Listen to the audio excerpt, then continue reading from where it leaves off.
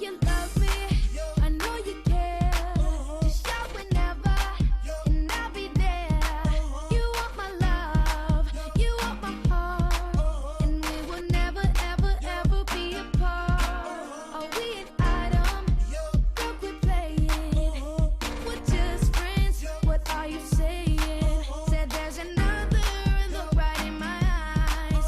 My first love broke my heart for the first time, and I was like, baby, baby, baby, oh, like, baby, baby, baby, no, like, baby, baby, baby, oh, thought you'd always be mine, mine, baby, baby, baby, oh, like, baby, baby, baby, no, like, baby, baby, baby, oh, thought you'd always be mine, mine. For you, I would have done whatever, and I just can't believe we ain't together.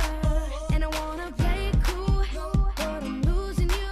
I'll buy you anything, I'll buy you any ring, and I'm in pieces. Baby, fix me, and just shake me till you wake me from this bad dream.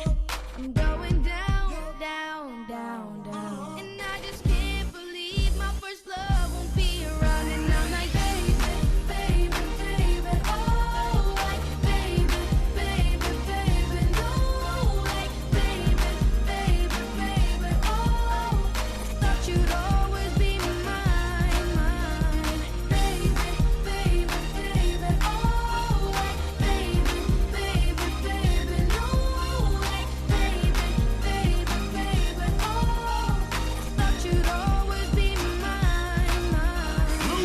When I was 13, I had my first love. There was nobody that compared to my baby, and nobody came between us or could ever come above. She had me going crazy. Oh, I was starstruck. She woke me up daily.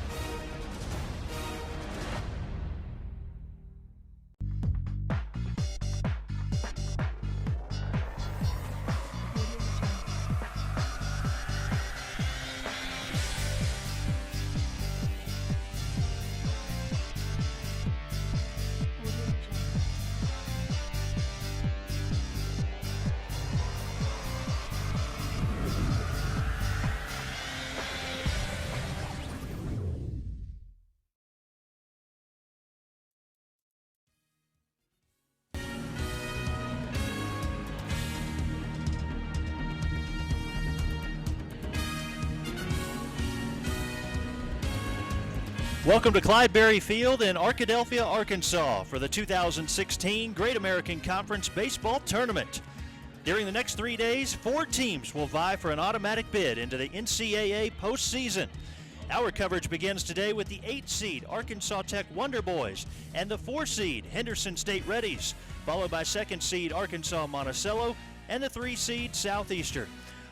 Hello everybody, I'm Michael Westbrook along with Joey McWilliams. The Wonder Boys knocked off the top seed Southwestern in 2 games last week during the opening round, and Henderson State knocked off reigning GAC champion Southern Arkansas also in 2 games.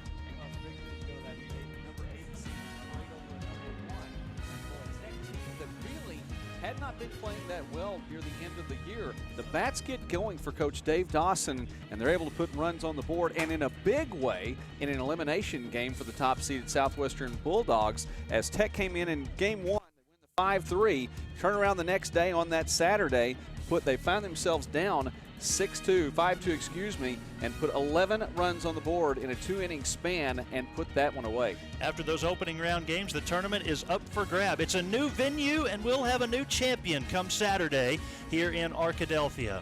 Beautiful place for competition on the new surface, the new turf field with lights, all sorts of new facility upgrades here in Arkadelphia. Arkansas Tech enters with a record of 23-28. Henderson State at 29-23. Here's the starting lineups for Arkansas Tech. And first for Cody Hooten's defense, it'll be Wilson in left, Wheeler in center. McGuire in left, Hawkins in center, Gary in right. Taylor at third, Cruzel at short. Morgan is at second, Mayall at first, and Gage behind the plate with Eschberger on the mound. Tech's lineup will feature the Marcus Wilson, left fielder, leading things off, followed by the second baseman Dylan McDearman. First baseman Caleb Warden will hit third. Josh Watkins, the right fielder, bats fourth. Colin O'Neill is the third baseman, hitting fifth. Parker Odell, the designated hitter, is batting sixth. Connor Brady, the shortstop, hits seventh. Blake King, the catcher, will hit eighth. And Seth Wheeler is the center fielder, batting ninth. Just about ready to get underway here in Arkadelphia as the Reddies will take the field. They will be the home team occupying the third base dugout. Arkansas Tech will be the visiting team occupying the first base dugout. Like Zach Eschberger coming in, this is going to be his 15th start of the season, and that not only ties him for the lead with a couple other players on his team, as both Hunt and Tebbets have started 15 games. That's the most for anyone in the GAC this year. A freshman coming in and on the mound. He's been taking care of business. Zach Eschberger is pitching for Henderson State, a freshman from Bullard, Texas.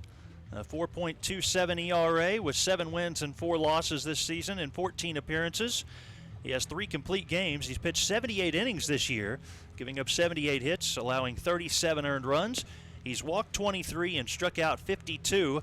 Opponents have a .252 batting average against him and 3 wild pitches. He's hit 13 batters. Joey, I think you could say that these are 2 of the hottest teams in the league right now. I know it's just 2 wins for Arkansas Tech recently, but they beat the top seed.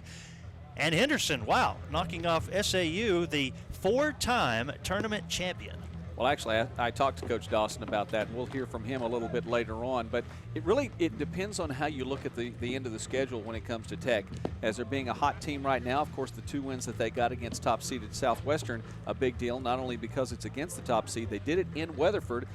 Look at the way that you factor those 2 games in. Tech has won 6 of its last 8 ball games. Take out the postseason, though, and look at the end of the regular season. Tech lost 8 of its last 12 ball games, and so it all depends on perspective. But according to Coach Dawson, they're swinging the bats well right now.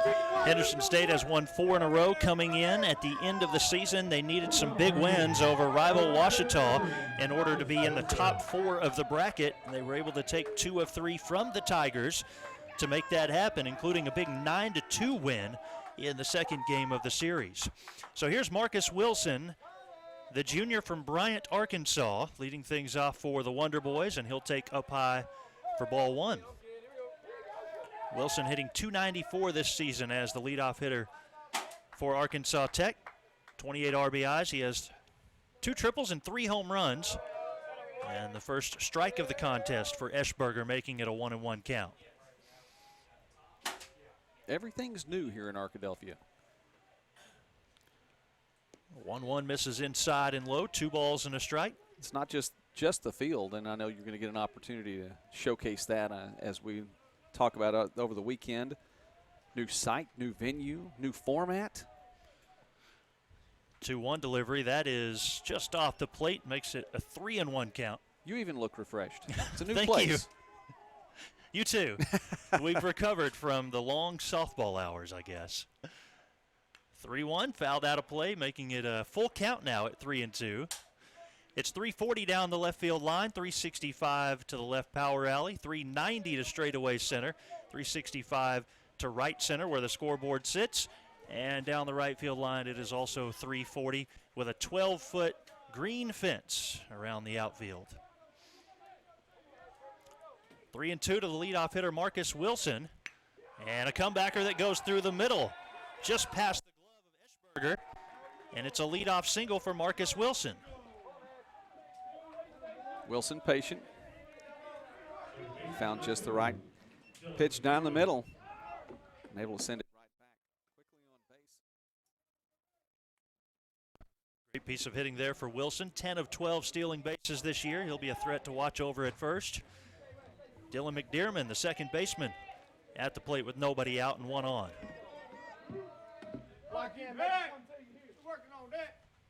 Showing bunt. Will pull back and take for a strike. McDermott a .228 batting average. Freshman has started 47 games now this season, 22 runs batted in. 10 doubles and 3 home runs this season.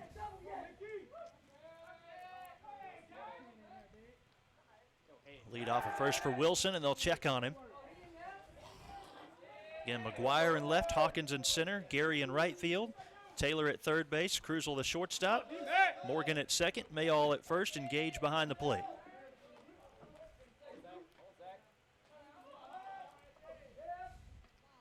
A 1 pitch will miss the strike zone, making it 1-1. Well, not only a beautiful facility, but beautiful conditions for a game as well.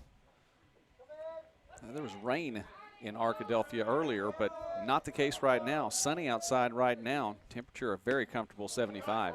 Swing and a miss on the high strike. Winds about 5 to 10 miles per hour out of the west. 1-2 now the count to McDermott. It's a little humidity out here today. It might get to be a little bit warmer, feel a little bit warmer as the day goes on, but over the course of this tournament, it's supposed to just get better and feel better every day. 1-2 the count, and that one is fouled out of play. We had some rain in the early hours this morning. That has cleared out of the way.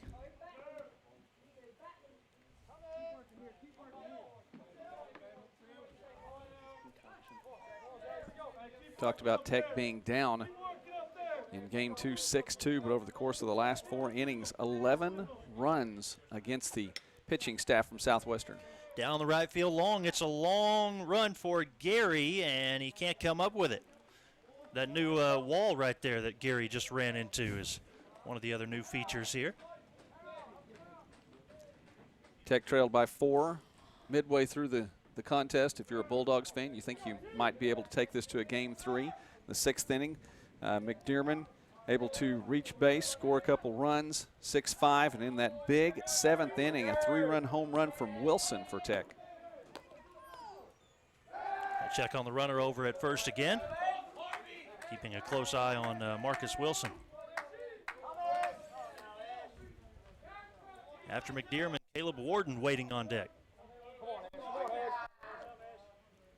1-2 the count. Here comes the pitch. That's up high, making it 2-2. McDermott, a freshman from Greenbrier, Arkansas. You know, you look over there, and we've seen Wilson on base right now. You think about what he can do in that leadoff position. Quick, able to move across the bases, but he had 4 RBI for Tech against Southwestern. Up left side this time as Taylor will give chase on top of the Henderson State dugout and out of play. Count will stay 2-2. And that was just in the elimination game, so. I think you have to say that Tech comes in hot. Again, Absolutely. Again, losing 8 of their last 12. A 4-game streak in there in the middle of all that. But they're coming in, swinging the bats well. Still keeping a close eye on Wilson. Here's the 2-2 fouled out of play. And a long at bat here between the freshman Dylan McDermott and the freshman Zach Eschberger. Two battling early.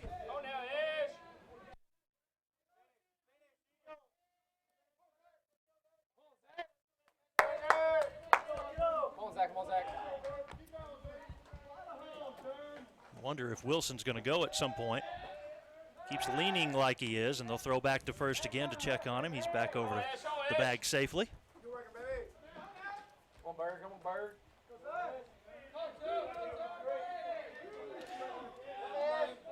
These two teams played each other 4 times during the regular season, including a 3-game conference tournament, conference series, as McDermott goes down swinging. First strikeout for Eschberger, 1 out and 1 on. It'll bring up the first baseman, Caleb Warden, junior from Frisco, Texas. It'll be a lefty-lefty matchup.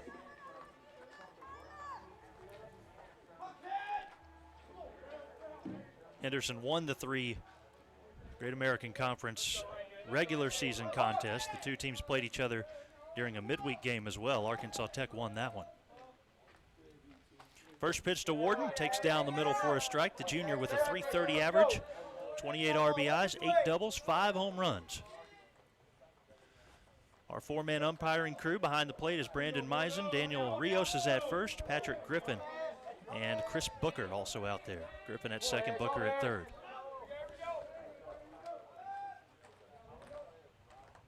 A 1 delivery. Off-speed pitch, and the runner going, a late throw, stolen base at second for Marcus Wilson. Well, you wondered if he was going to go. Got a nice jump there, and you're right. That throw, just a little bit of a delay. No question Wilson was going to make it safely. A little bit harder to steal bases against a left-handed pitcher, but he timed it perfectly on an off-speed pitch. Quite a lead there you saw as well. By the time he hopped 2 or 3 times, he was halfway to second, wasn't he? On the corner for a strike, it's 1-2 to Warden.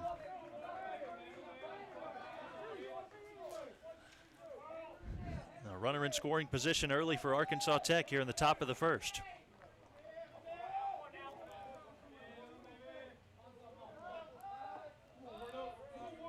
Catcher setting up outside. And the 1-2 pitch popped up out of play.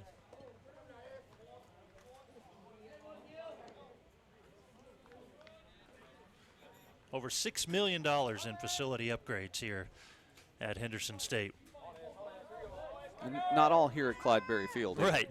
Although, you know, I dare say everywhere you look, you know, they spared no expense. It looks fantastic. I love the logo behind the plate, too. That one fouled out of play.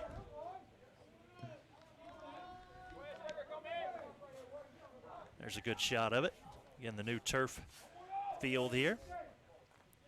Softball field has turf as well. The lights, a new addition on both softball and baseball field. Well, you know, you talk about even the field itself and what a difference something like that makes. The rain last night, it was still raining when I went down for breakfast, and there's still, you know, clouds, overcast. No concern, though, about whether or not the game was going to be played here as in between 2015 and here what you're seeing in 2016. The difference is just incredible as to what the folks here have been able to get done. 1-2 is a topper to the pitcher. He'll have one play over at first if he hurries. He does in time. Eschberger able to throw out Caleb Warden with the base runner Wilson advancing over to third. What difference does it make between a year? How about this? With all the rain that was around this area, Great American Conference footprint in not only 2015 but also 2016, but specifically even last year, Henderson State was able to play just 10 games at home in 2015. I believe this is game number 32 here this year. Yeah, it makes a big difference. Josh Watkins, the right fielder, at the plate. And that one getting away from the catcher. Here comes Wilson, no throw. He scores standing up. A leadoff single for Marcus Wilson. He steals a base, advances on a ground out, and on the wild pitch has the Wonder Boys' first run. 1-0 Arkansas Tech in the top half of the first with 2 outs. We talked about the bats of Tech. It hasn't been the bats right now. And that one just got away from Eschberger. You saw the look on his face, his little frustration there. And now Watkins hit by the pitch. So the cleanup hitter will reach first. And it brings up the senior from Phoenix, Arizona, Colin O'Neill.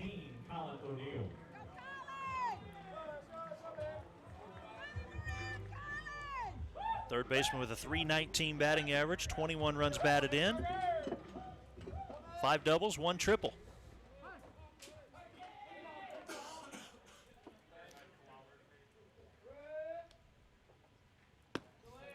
First pitch to O'Neill, up a bit high, 1-0. Good pitch there from Zach Eschberger. Just missed the strike zone.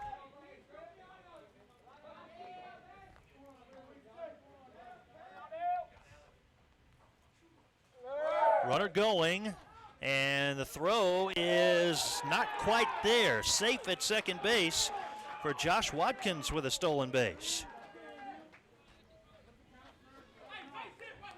Pitch missed low for a ball, 2-0, and we see this again. Second baseman Morgan covering.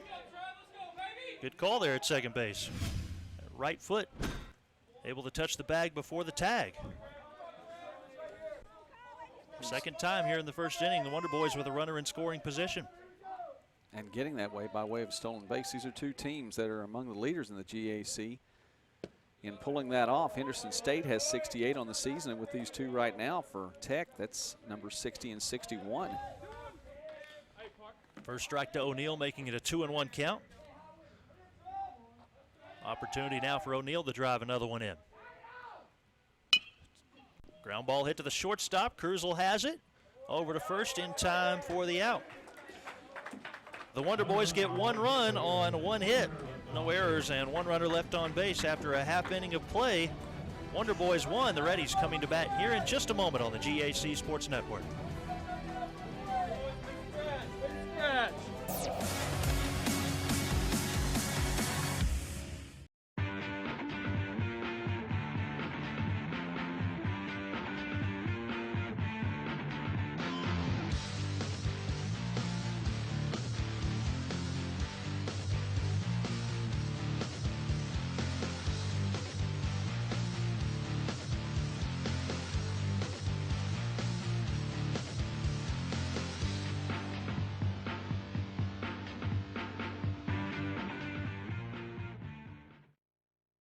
College students often talk about changing the world after they graduate.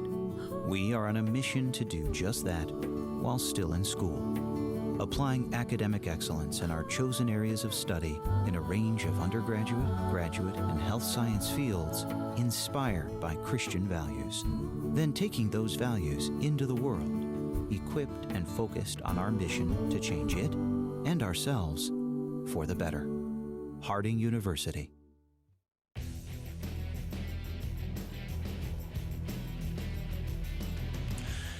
For Henderson State in the bottom of the first, they'll have Hunter Mayall, Jordan Taylor, Hayden Lessenberry. Middle of the lineup features Tadarius Hawkins, Joseph Gary, and A.J. Krusel. And the bottom 3 is Jared Gage, Luke McGuire, and Alex Morgan going against Zach Skelton. 5.46 ERA for the Wonder Boy pitcher with 5 wins and 6 losses this season. In 13 appearances, 3 complete games, 89 innings pitched, giving up 90 hits, 54 earned runs, 34 walks, 94 strikeouts. Opponents with a .266 batting average against him. And now the senior for Bryan, Arkansas, Hunter Mayall, will be up first. 1-0 Arkansas Tech with the lead on Henderson State.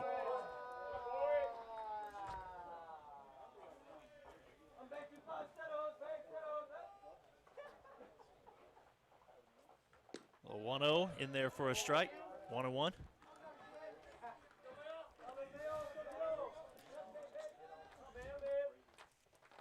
Mayall Mayall with a .311 batting average, 27 runs batted in. And that one misses down low for a ball, making it 2-1. 7 doubles, a triple, and 1 home run.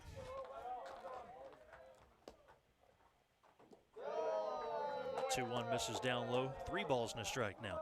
On base percentage of .441 for Hunter Mayall, the leadoff hitter.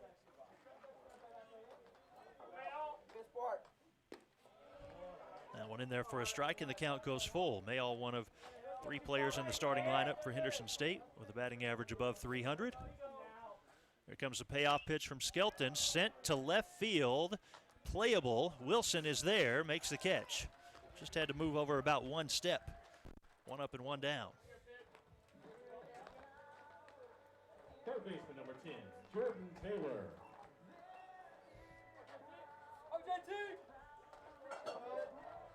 Brings up the third baseman, Jordan Taylor. 3 or 4 years ago, Bryant High School must have had one fantastic team. And they all found their way to Arkadelphia. Mayall, Taylor, and Lessenberry, all from Bryan, Arkansas.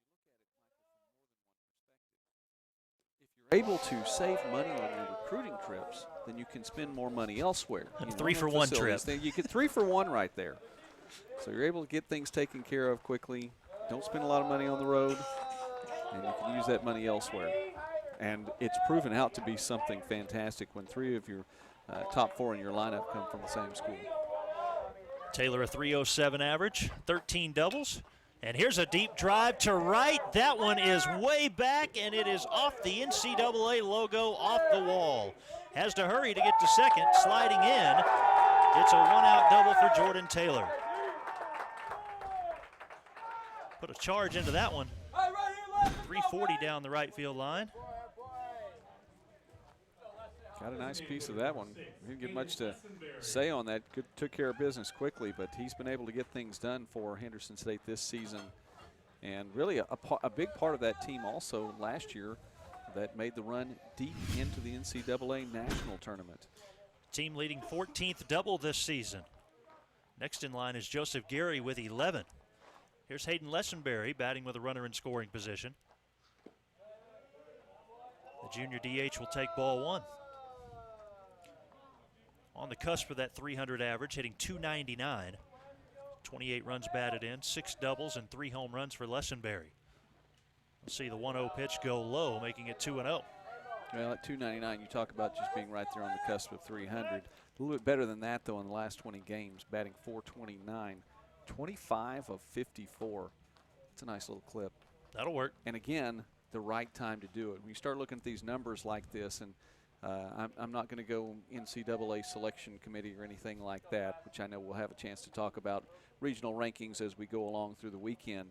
But you always like to look at what's happening right now, kind of almost a what have you done for me lately thing. Well, Lessenberry, if you ask that, what's he done for his team? Just that.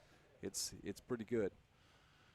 2-0 pitch finds the corner of the strike zone, making it 2-1. Well, in one change this year, our region will have 8 teams instead of 6 advance on to postseason play, so that helps a couple of our teams. That one bouncing down low for a ball, making it 3-1. I like that. I think it's good.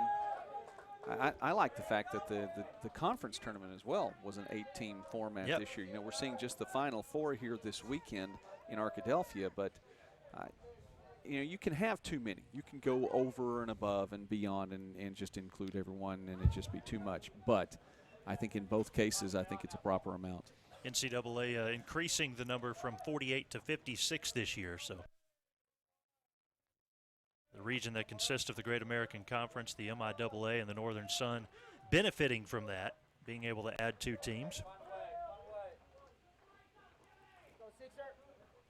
1 out and a runner on second. Here comes the payoff pitch to Lessenberry.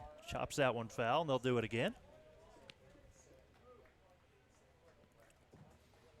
Central region, of course, and there is a big game taking place in the softball super regional right now. Arkansas Tech, a Wonder Boys counterpart there, I guess. The Golden Suns taking on Southern Arkansas in Game 2 of a 3-game series in Russellville right now. SIU won yesterday 2-1. The winner of that moves on to the College Softball World Series in Denver. Comes a payoff pitch again to Lessenberry, and it is ball 4. First walk issued by Zach Skelton. Runners at first and second with 1 out in the bottom of the first. Arkansas Tech with a 1-0 lead. You know, year 5 of the GAC wrapping up, as we were looking down a little bit earlier, the number of championships. This is the final championship here for the Great American Conference this athletic year. Well represented, but I mean, you know for sure now the conference is going to be assured someone at that national level, someone at that D2 World Series. And whichever team it is, Tech or Southern Arkansas, that's going to be a quality team to represent. Absolutely. Here's Tadarius Hawkins fouling away the first pitch for strike 1. The senior hitting .288 this season with 26 RBIs, 10 doubles, 3 triples, and 3 home runs, giving him a slugging percentage of .424. It was an exciting game to watch in Russellville yesterday, that's for sure. They had to go to extra innings. Is that any surprise? An 8-inning game. You should have demanded your money back if it hadn't gone to extra innings. Exactly. Outside for a ball, 1-1.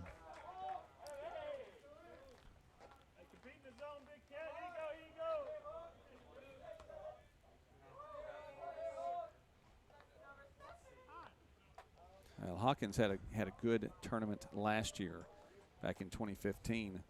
Henderson State took on Harding in the opening game, and Hawkins was 4 for 5. Actually wound up just improving more and more as the postseason went on. Wound up getting 11 doubles on the season, 2 of them coming in the NCAA Division II championships. A long bottom of the first inning as Dave Dawson, the head coach, has made his way out to talk with several of his infielders. Hawkins was one of 4 Henderson State Reddies to make that all-tournament team last year in Enid.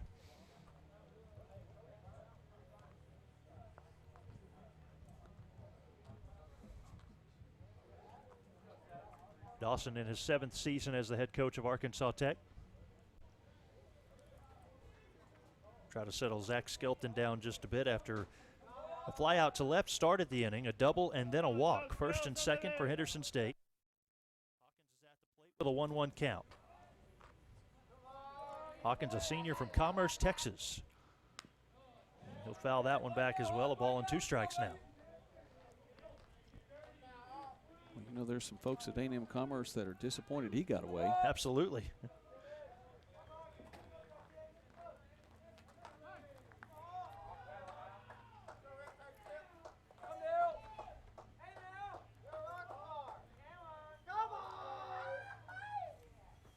Skelton comes set, delivers the 1-2, and that bounced into the batter's box.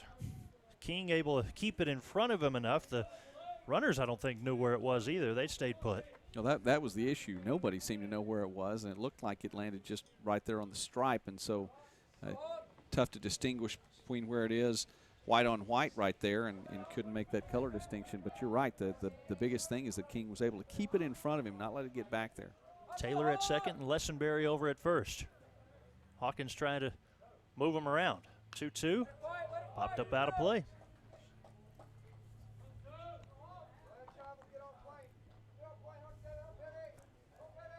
Henderson State holds the Great American Conference Series record against Arkansas Tech. It's been a close battle through 15 games. Reddies have won 8. Arkansas Tech has won 7. All time, though, Arkansas Tech has the record at 93 wins, 73 losses. Here's the 2-2, swung on and missed for strike 3. Both the runners will advance, but the batter is out. His first base was occupied there. A strikeout on a wild pitch. Second and third now.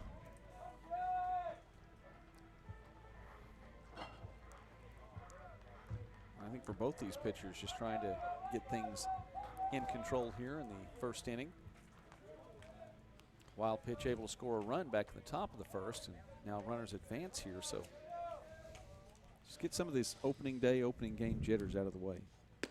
Joseph Gary, another one of these batters for the Reddies who's been performing quite nicely down the stretch, a .400 average in his last 10 games. Senior's hitting .252 for the season.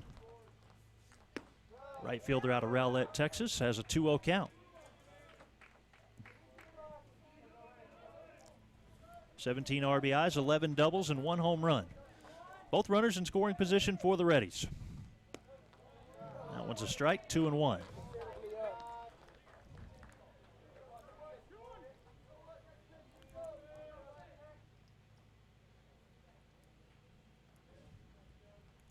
Skelton delivers, misses low, maybe inside as well. 3 balls and a strike.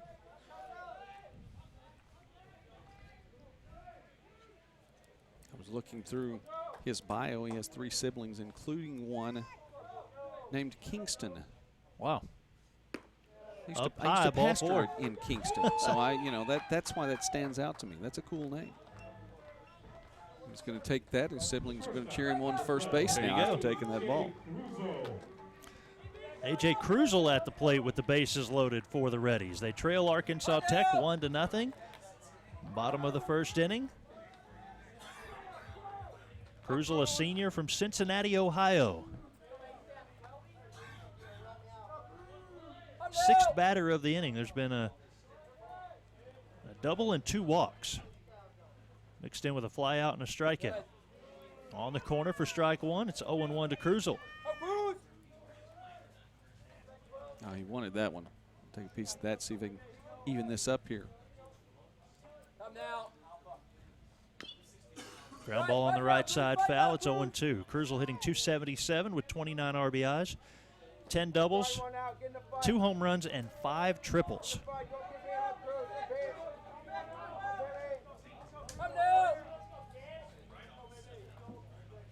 Skelton ahead in the count, 0-2. Finds the pitch he wants and delivers outside. I think that was a combination of seeing if Cruzel would chase a pitch, but also just released out of Skelton's hands a little bit awkwardly there and missed pretty badly. Foul tip to stay alive by Cruzel. It'll be 1-2. Really, it's been more than just the bats that have been hot for Tech of late. Skelton coming in, having won his last 3. Just off the plate, making it a level count at 2 apiece with 2 outs. Michael, not only that, but Skelton's been able to stay in the ball game. So in each of his last 3 appearances, minimum 7 innings pitched. Strikeout of Cruzel ends the inning. No runs on just 1 hit. No errors and 3 left on after 1 inning. It's 1-0, Arkansas Tech with the lead.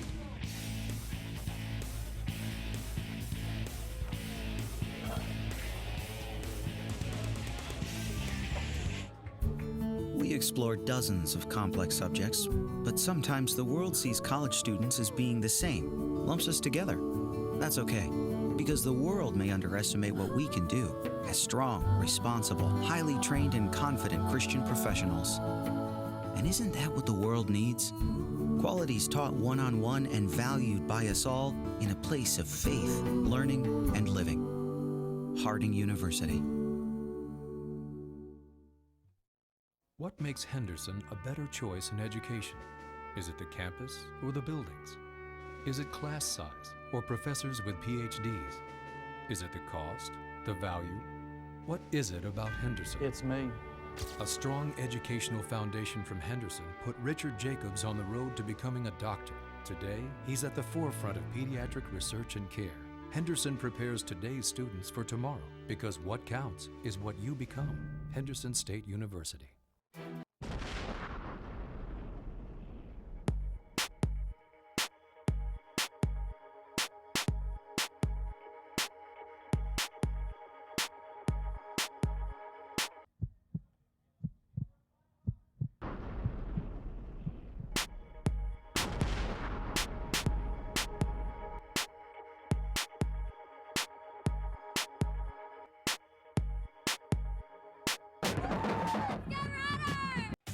Opportunity begins here. Southeastern Oklahoma State University. Seize your opportunity. Soar to new heights with our nationally accredited aviation program. Seize your opportunity. Southeastern's renowned education program has launched thousands of teaching careers.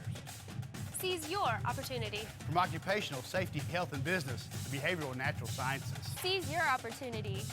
Southeastern Oklahoma State University. SC.edu. Log on now and seize your opportunity. Welcome back to Clydeberry Field in Arkadelphia. We're in the top of the second inning. Arkansas Tech leads Henderson State by the score of 1-0.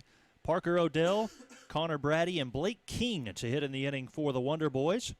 6, 7, 8 in the batting order, and it's an 0-2 count to Odell, the junior from Branson, Missouri.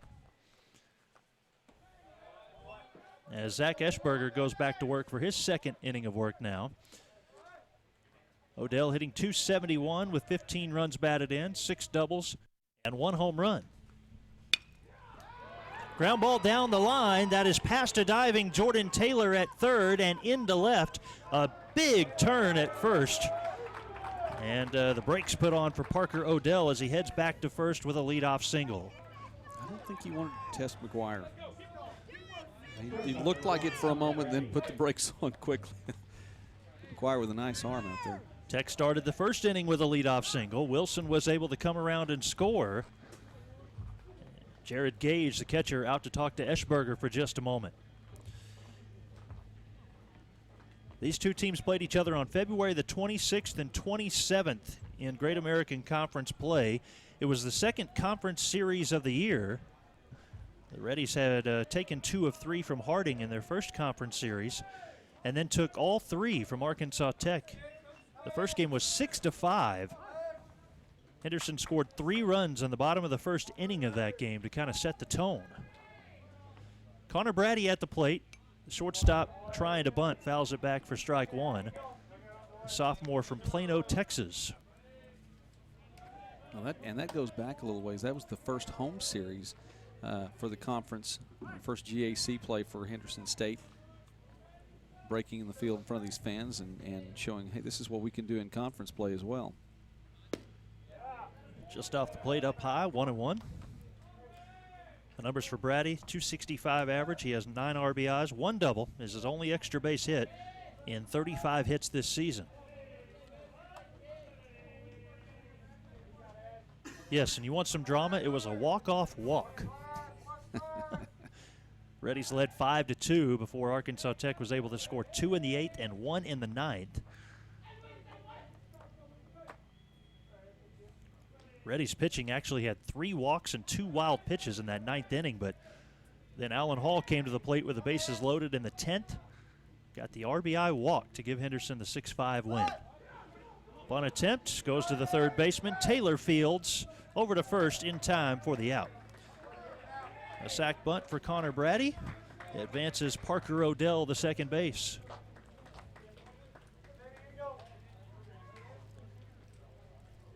Standard operating procedure for Arkansas Tech this season. That's the 37th sack bunt for the Wonder Boys.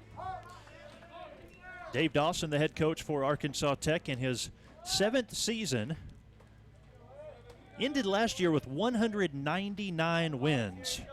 Well, he now has 222 wins during his time at Tech with 147 losses.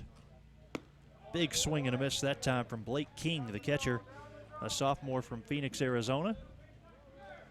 Coach Dawson has helped elevate Arkansas Tech to new heights 3 seasons in a row. They've had 30-win seasons. They're at 23 right now, but each of the last 3 seasons, they've been able to get to 30 wins. High fly ball, but shallow. It's playable for the left fielder. McGuire coming over, and Hawkins, the center fielder, comes over and makes the catch. Jadarius Hawkins recording the out. Just the way that was hit, Hawkins had to jog less. Yes. He's used to roaming quite a bit of territory out there in center anyways. He can do it. I think a jog for him would probably be quicker than a run for maybe most of us up here. I think you're right. Here's the center fielder, Seth Wheeler, sophomore from Ozark, Missouri. 2 down in the inning. Tech has a runner in scoring position. Odell at second base. Eschberger delivers, foul back, strike one. You know, Coach Dawson in 2014, you want to talk about really elevating the program. 44 wins. They had a win streak of 22 games during that season. They actually hosted the NCAA Division II Central Regional. Monticello and Southern Arkansas were also in that. And that win streak went into the GAC tournament as well.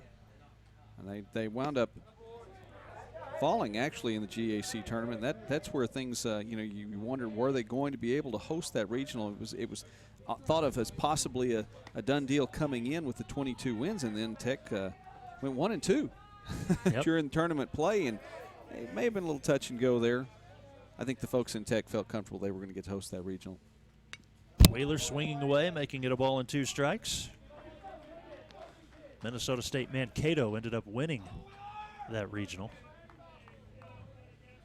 260 average for Wheeler out of the 9 spot in the lineup, 10 runs batted in. 3 extra base hits, all doubles, go along with 23 singles this season. Eschberger ahead in the count, 1-2. Has the pitch he wants from his catcher. Checks the runner at second, and outside for a ball. Up high, 2-2. You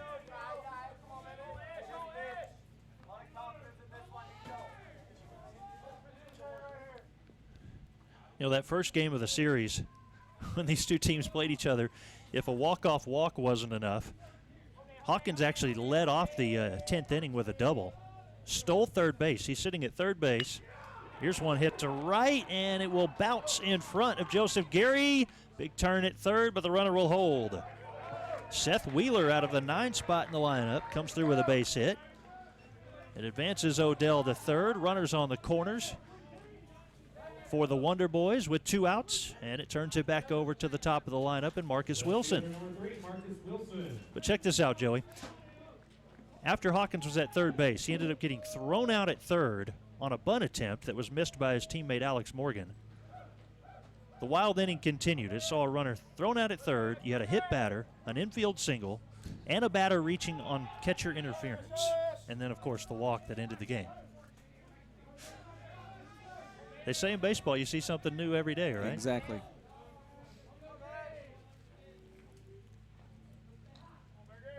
First pitch to Wilson. That breaking ball pitch didn't break quite enough. It's 1-0. I think in 150 years of baseball, you run out of new things, but no, it's not new entirely. It's new to you. Hey, we've already added up the 9 ways a batter can get on base before the tournament started. So isn't that how you're supposed to start a GAC tournament? That's right. 1-0 in there for a strike. By the way, if you want to ask us a question, you can. We would prefer that it be related to GAC baseball. I expect the questions to be coming in. You can use the hashtag AskTheGAC. We'll try to get you the information. 1-1 is a high fly ball to center. Hawkins is going way back. He's at the track, and he leaps up to make the catch off the wall. Hawkins running into the wall. Look at this again. Hawkins saves at least 1 run, maybe 2. And after an inning and a half, it's 1-0. Arkansas Tech with the lead.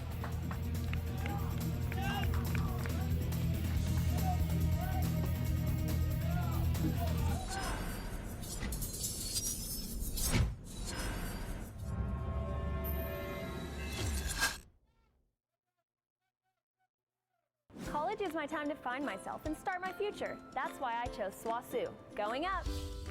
15 nationally accredited academic programs and nearly 100 clubs, all for me. Thanks to this state-of-the-art nursing lab, he'll be better in no time. And our brand new Pioneer Cellular Event Center for sports, concerts, and cool events. All for me! Oh, it's for me, it's for me.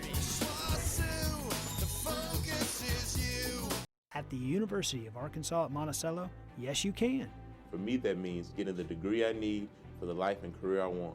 And it also means being part of something more, a tradition since 1909 with successful graduates in business, industry, medicine, every walk of life. Here, I can be part of that tradition. a future, a legacy, and a great college experience.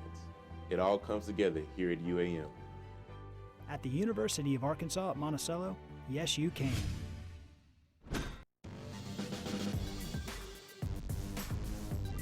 Eschberger can tip his cap to his center fielder. Look at this play.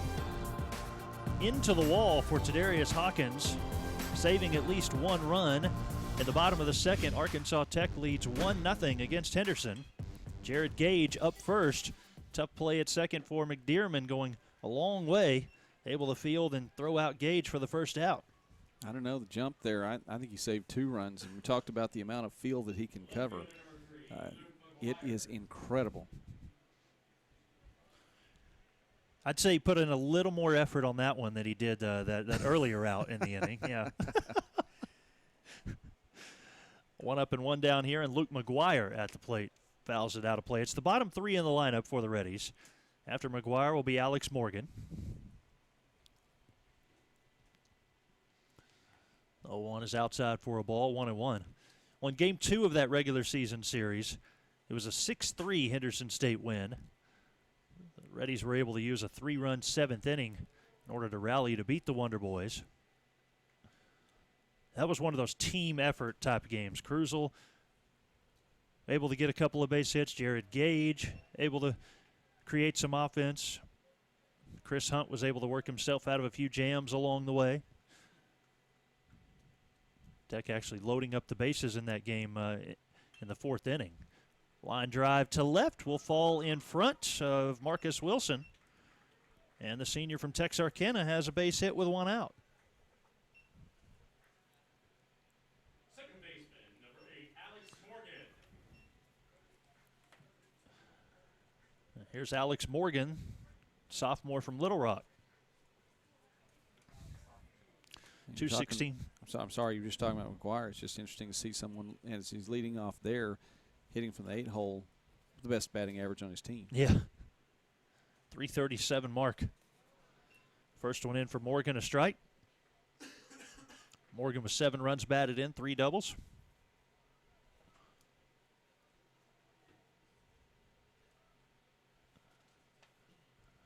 Check on the runner over at first. 3 out of 5 stealing bases this year for Luke McGuire.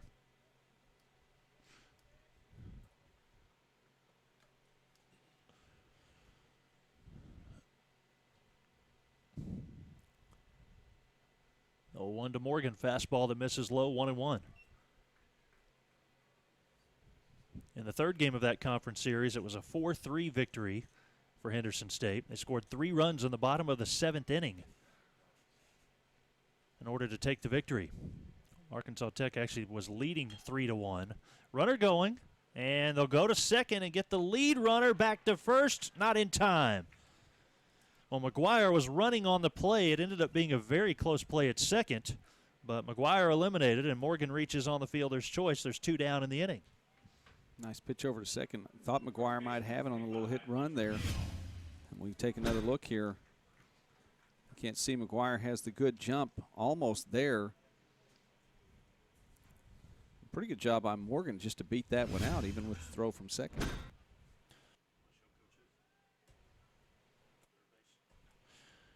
Two down and a runner at first, and Hunter Mayall is at the plate for the second time. Coach Cody Hooten in his 6th season as the Reddies head coach. 145 wins, that's 3rd most all time. And the 2 people that are in front of him, it's interesting. Of course, one is Clyde Berry, who the field is named after, all-time winningest coach here at Henderson State with 205 wins. Next in line is John Harvey, the head coach at Arkansas Monticello, who was here previously. Coach Hooten took his team to their first ever regional last year, and they weren't done with just that. They went 4-0 at the regional, defeating the host team St. Cloud twice during the NCAA regional and on to the College World Series. 1-1 to Mayall, finds the strike zone. It's 1-2. Well, he got some help from that young man at the plate right now, Hunter Mayall, the Central Region MVP. He went 12 for 17 last season in that Central Region playoff berth. Misses outside, 2 balls and 2 strikes.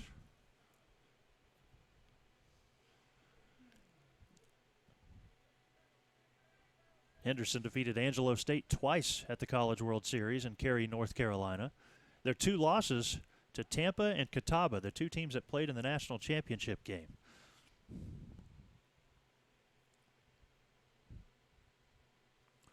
Mayall 0 for 1, flew out to left field his first time up.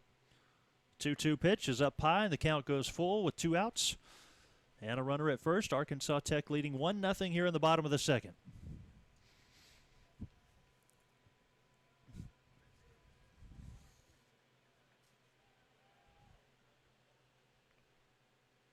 Runner going, payoff pitch is popped up. Third baseman O'Neill in foul territory makes the catch, and it ends the inning. No runs on 1 hit, no errors, and 1 left on.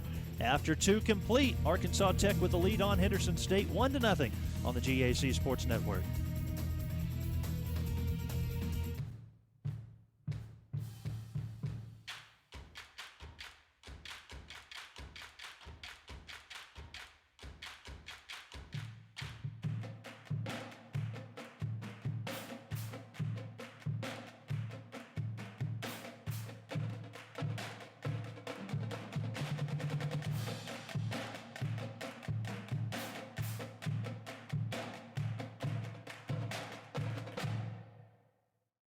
What's your lucky number?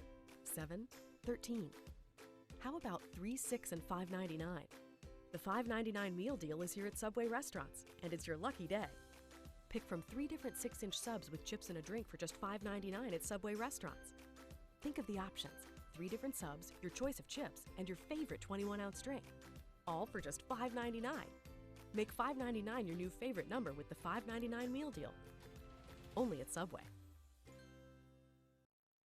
How to spot a boll weevil. Boll weevils can work in groups, are highly intelligent, and thrive in any environment. And more important, every boll weevil has a bright future awaiting wherever they go. And that's how you spot a boll weevil. How to spot a boll weevil. Boll weevils are a fascinating species. They're known to travel in packs, but every boll weevil is unique. And more important, every boll weevil has a bright future awaiting wherever they go. And that's how you spot a boll weevil. Dylan McDearman is up first for Arkansas Tech, top of the 3rd inning, and he'll swing away. I want to go out of play for strike 1. After McDearman, Caleb Warden and Josh Watkins. 2, 3, 4 in the batting order for the Wonder Boys. They have 1 run on 3 hits so far, no errors. Henderson State has no runs on 2 hits, no errors. McDearman, who struck out in the 1st inning, takes down the middle, and he's behind in the count 0-2.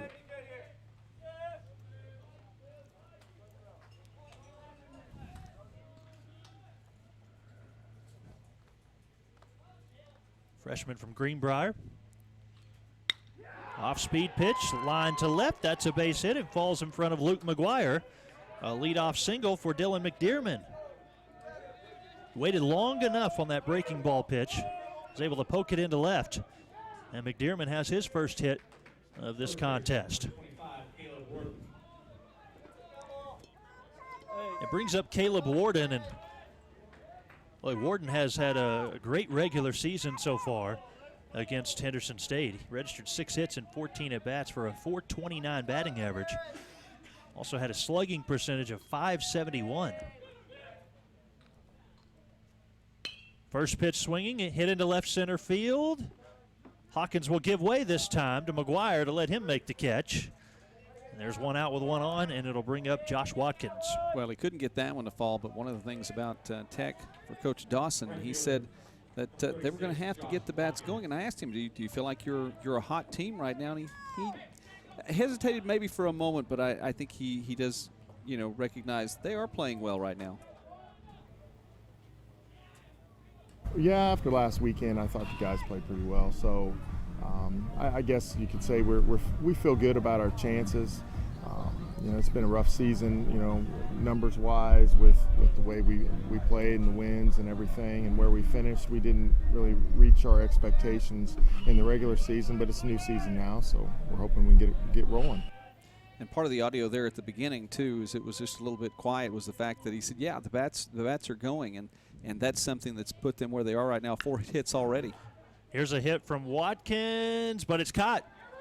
So Watkins out on a long fly ball. Joseph Gary making the catch.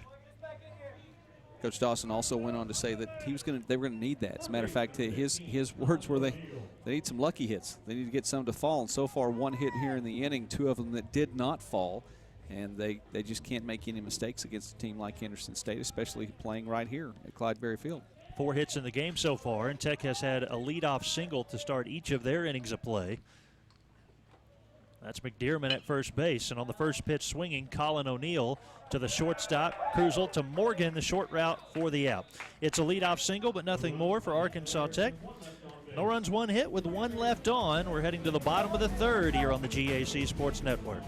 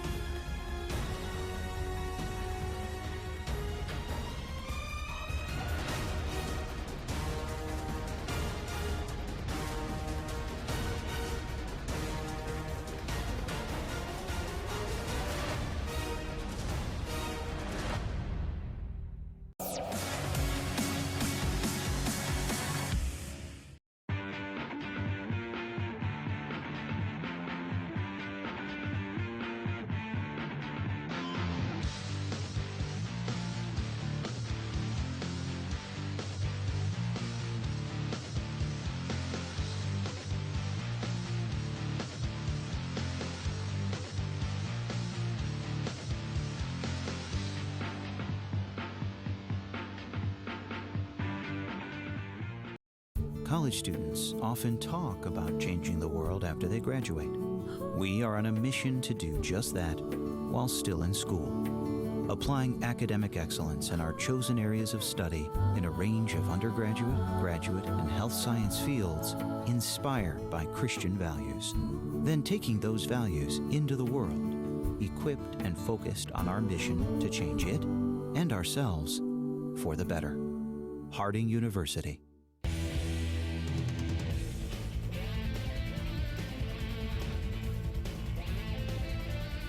Jordan Taylor up first for Henderson State, followed by Hayden Lessenberry.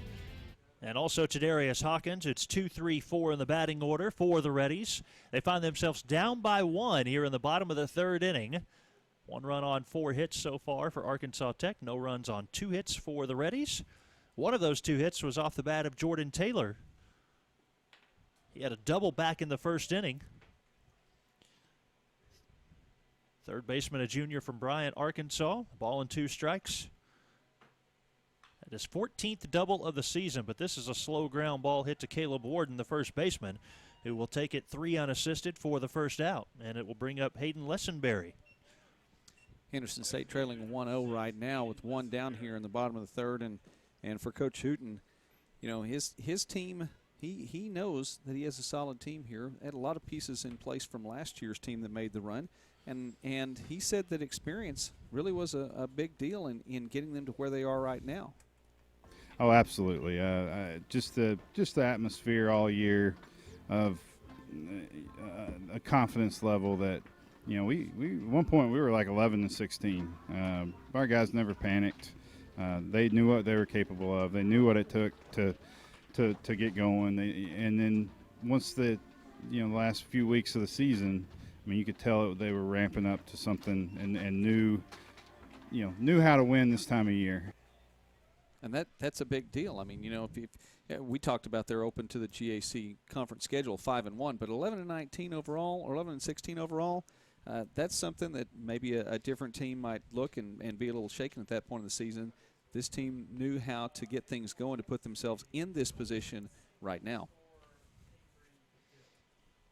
Definitely able to win some games late. Check swing and then kind of a half swing there from Lessenberry. Ball and 2 strikes now with 1 out. He walked his last time up. Advanced to second on a wild pitch. Designated hitter hitting .299. Tops that one foul into the Henderson State dugout.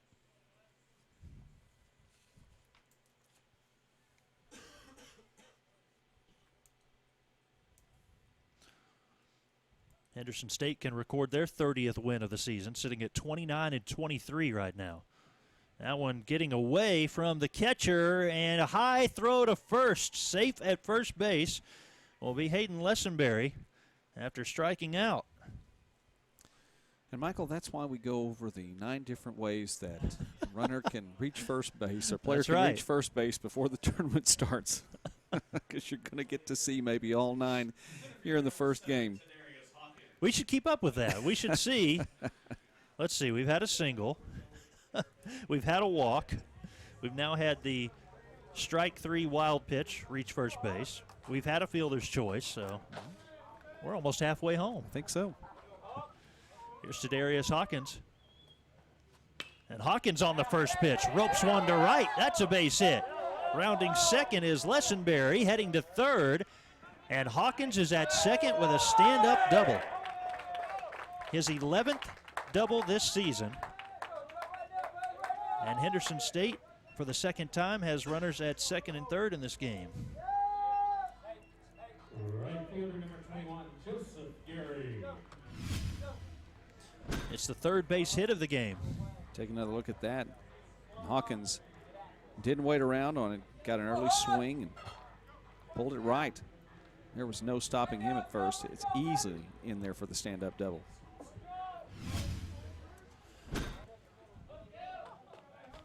The landscape of this inning has changed in a hurry. Could have very well been 2 out with nobody on. But Lessenberry reaching on the wild pitch after striking out. So instead it's second and third and only 1 out. And Joseph Gary at the plate. Senior from Rowlett, Texas, walked his first time around. Goes the opposite way to second base. McDearman, it'll score a run as Lessenberry is in.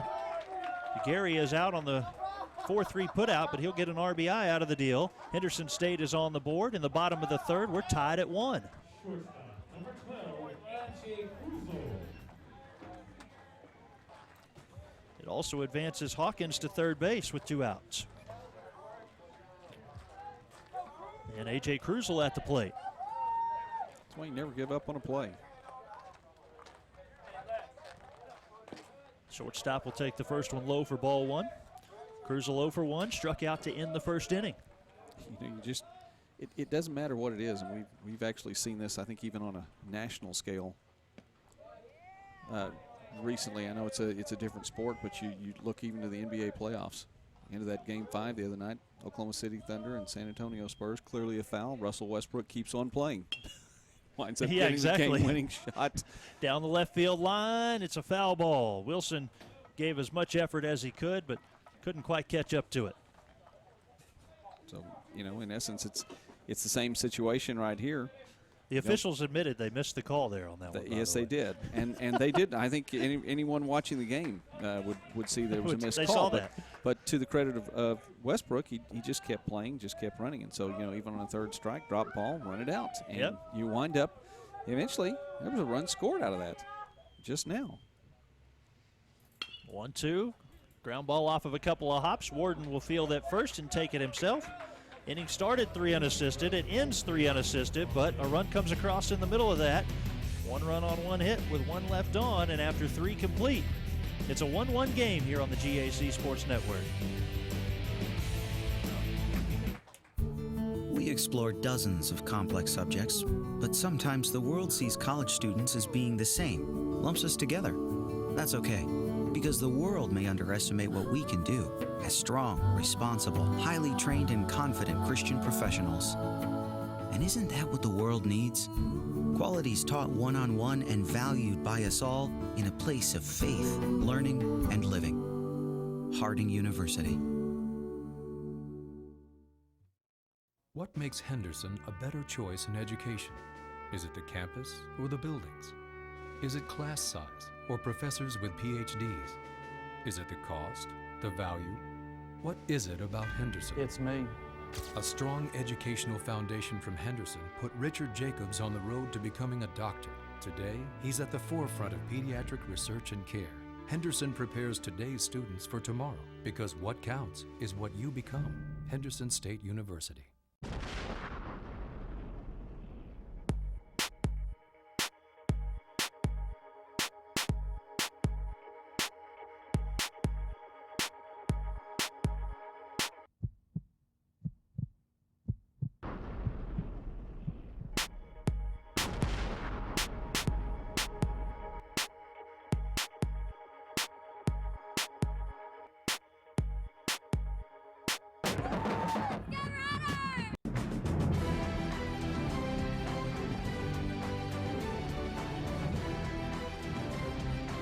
Top of the fourth inning in a 1-1 game between Arkansas Tech and Henderson State. It's our first of 2 games here today on the GAC Sports Network.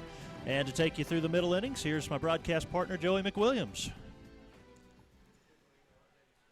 It's become a little bit overcast here today. Sun behind the clouds, but still a beautiful day. First of 2 games here. And we'll see Southeastern Oklahoma taking on Arkansas Monticello in game 2. As Odell takes that one a little high. Odell, a junior. This is his first season at Tech, though. Watches that one as well. Two seasons played in Fort Scott Junior College.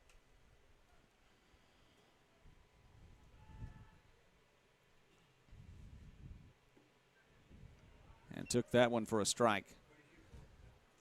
2-1 now for the leadoff batter in this inning, Parker Odell, the junior. And among all the players in the starting lineup, Odell inserted a little bit later on. This is just his 18th start this season, and now just 27 of the 52 games on the Tech schedule. And the 3-1 hits him. So Michael, yet another way to reach base. I think that's the fifth second one, right? Yeah. We've had the single, the fielder's choice, the walk, strikeout swinging, hit by pitch. There you go. We got 5 of the 9 already. That's the halfway point there as that one hit him in the back of the left thigh. And it'll bring up Connor Brady.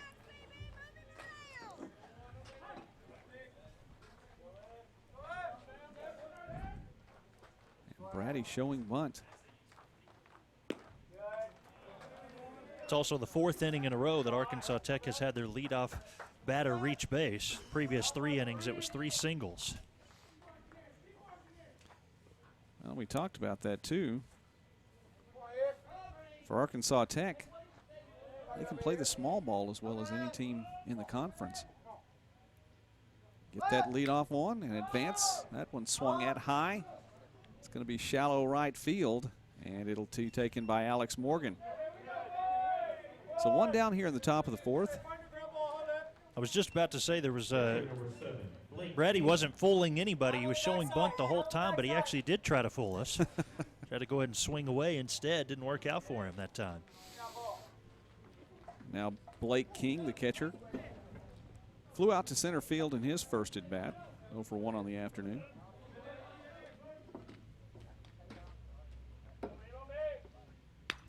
And that one high into left field. It's going to slow up just a little bit, and it'll be taken by Luke McGuire. Didn't have to move much for that one. 2 down here in the top of the 4th. Pretty good hit off the bat. Just died once it got into the outfield. You see the American flag actually blowing out right now, but it's kind of at a crosswind at times. Yeah, it shifted directions out there. Once it gets up above, you talked about the 12-foot wall at the outset of the broadcast. Once it gets above there, things change a little bit. You can see the lower flags. When we show out in the outfield here in a moment, the lower flags are a different pace now. As coming up here, Seth Wheeler batting from the 9 hole. Those flags seem to be a little bit different than what the American flag is showing the wind blowing. Now they're all kind of shifting around together. It's a great touch too. Each flag representing a different school in the Great American Conference. Wheeler, a sophomore, as Eschberger checks first base. Wheeler 1 for 1, reached base on a single back in the 2nd inning.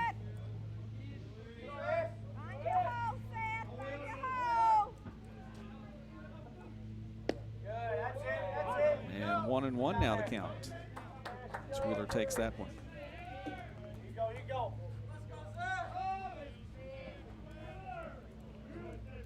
Batting .260 on the season. You know, the math, Michael, I know you talk about the math sometimes. I usually let me get to do that. I know that you can do this one coming in. I hope so. As the runner goes, Wheeler takes a swipe at that one and into left field. And you know what? McGuire not getting much of a workout, but he does go ahead and end the inning. As Henderson State gets things taken care of, No runs, 1 hit, 1 left on base. We go to the bottom of the 4th here in just a moment on the GAC Sports Network. Opportunity begins here. Southeastern Oklahoma State University. Seize your opportunity. Soar to new heights with our nationally accredited aviation program. Seize your opportunity. Southeastern's renowned education program has launched thousands of teaching careers. Seize your opportunity. From occupational safety, health, and business to behavioral and natural sciences. Seize your opportunity. Southeastern Oklahoma State University. SC.edu. Log on now and seize your opportunity.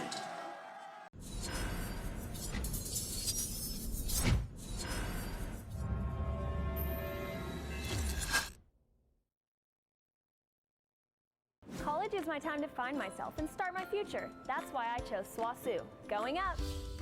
15 nationally accredited academic programs and nearly 100 clubs, all for me. Thanks to this state-of-the-art nursing lab, he'll be better in no time. And our brand new Pioneer Cellular Event Center for sports, concerts, and cool events.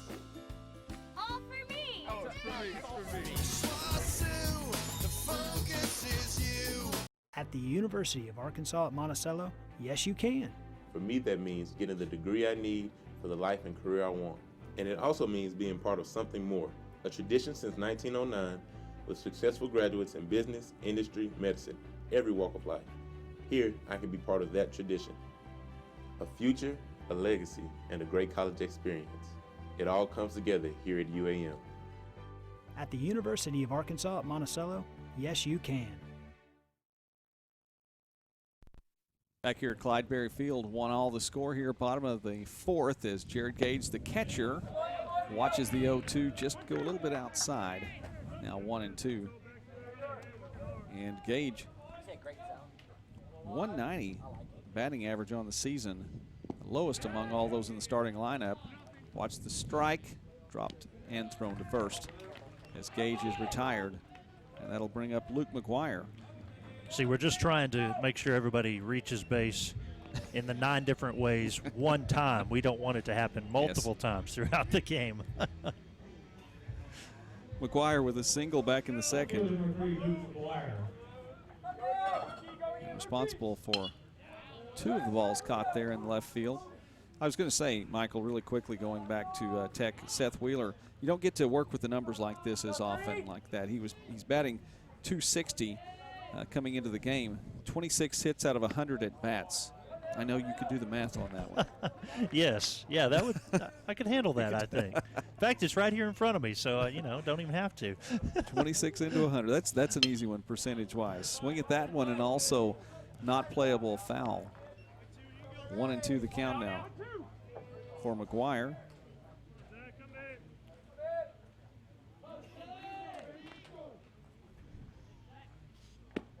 And Skelton's offering a little bit outside for a ball. Just a reminder, we'd like to hear from you on Twitter. You can send a message at GAC Athletics. You could use the hashtag the GAC, or we've created a new hashtag. And that one swung on and also fouled back over the third base dugout.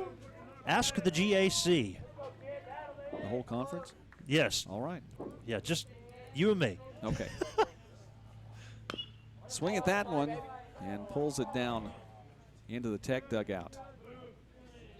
And we will admit that we'll perhaps need some help throughout the tournament from the Associate Commissioner, Eric Moyer, but we kind of, I guess, started a grassroots approach of this at softball, trying to stump me.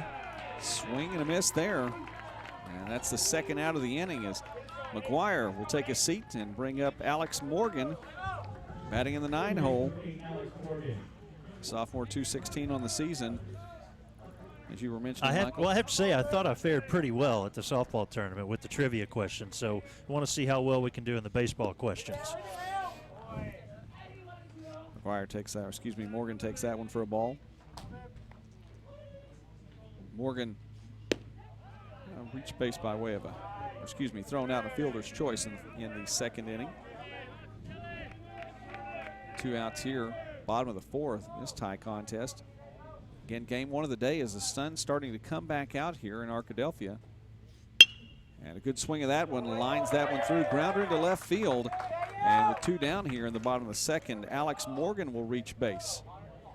Bring it back to the top of the order as Hunter Mayall comes back up. One of 6 seniors in this starting lineup for Henderson State. Yet to have a 1-2-3 inning. It looked like Skelton was heading that direction with back-to-back strikeouts, but good piece of hitting from the 9 spot in the lineup.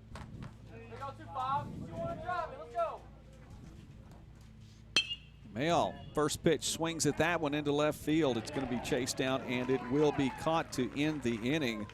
Arkansas Tech's Marcus Wilson comes away with the catch as Henderson State didn't score, 1 hit, left 1 on, and we go to the top of the 5th when we come back on the GAC Sports Network.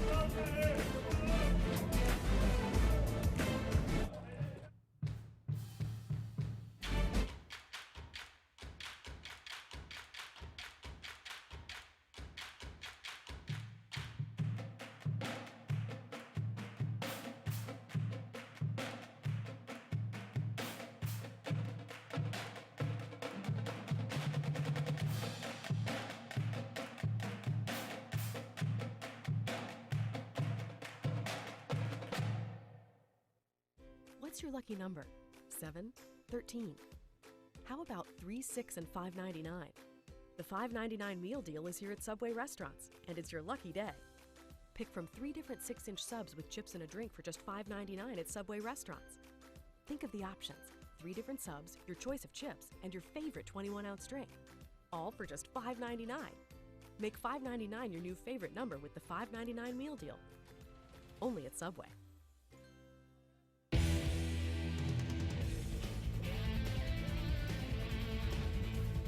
Top of the 5th inning now as we get a look at Clyde Berry Field and some of the stands here. Moving on across and getting a look there also. Southeastern baseball team watching game 1 here.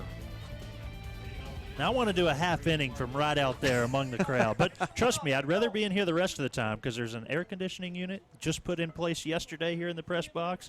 But still, what a great view out there from the, you could call that the turf seats. I mean, they are sitting on turf out there. Among the stone wall there. It's nice. It's very, very nice. Eschberger on the mound again. He'll be facing Marcus Wilson in his 3rd plate appearance here. Wilson 1 for 2 on the afternoon, single in the 1st, and a fly out to deep center in the 3rd. Takes that one for a ball, 2-0. Wilson recorded that last catch at the end of the bottom of the 4th. So we see him again quickly. And Eschberger not giving him anything to work with here on those first 3 pitches.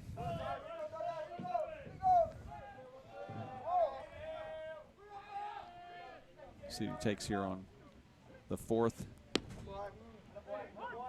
Painted that outside corner, 3-1 the count now. Eschberger's done a good job over the last 2 innings, retired 6 of the last 7 he's faced, 5 of those fly ball outs. Only base runner during that time was Odell being hit by a pitch. And Wilson will take that one. 4 balls on 5 pitches, and another leadoff on base for Arkansas Tech. Definitely the pattern for the afternoon. Yeah, it's 5 in a row now. 3 singles, a hit batter, and a walk to start each of the 5 innings. Dylan McDearman now 1 for 2 on the afternoon.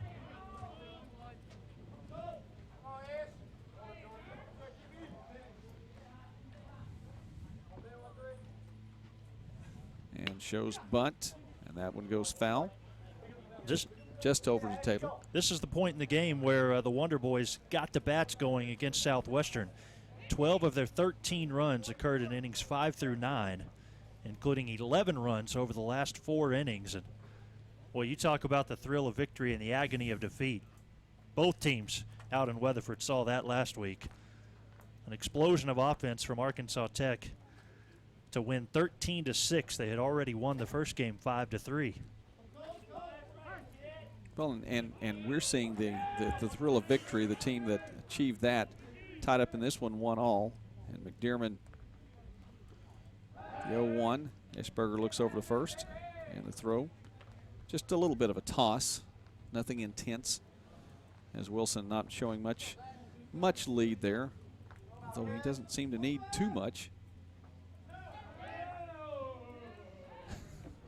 But you talk about the other side of it, though, Michael, and the agony of defeat. Since the inception of the Great American Conference, Southwestern baseball, when it's come to postseason, the agony of defeat is all the Bulldogs have known. As McDermott puts that on a rope out into left field, Wilson will stand up and slow up at second. And McDermott reaches first. He's now 2 for 3 with a pair of singles. That's going to bring up Caleb Warden now. You know, it's tough. Look at Southwestern. Coach Zach Saunders was the coach of the year, and you have to kind of feel bad for the Bulldogs. A top team in the tournament, won the regular season, but if you're one of the 4 teams out here still playing, well, of course, if you're Tech, you're pretty excited about it, but if you're the other 3, it gives you a little bit of new life as well, knowing that top seed is not here. Almost. We'll talk about Monticello as being the top remaining seed in the tournament.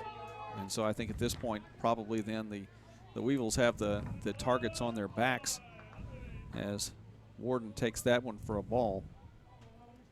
We talk about Southwestern. I mean, they just have not seen success in the postseason. 0 for 8. Right. 0-8. And that includes 6 of those being in Enid, which is actually just down the road from Weatherford. Yeah, pretty much in their backyard. And the other 2 then being on the home field. As Warden showed bunt, pulls it back.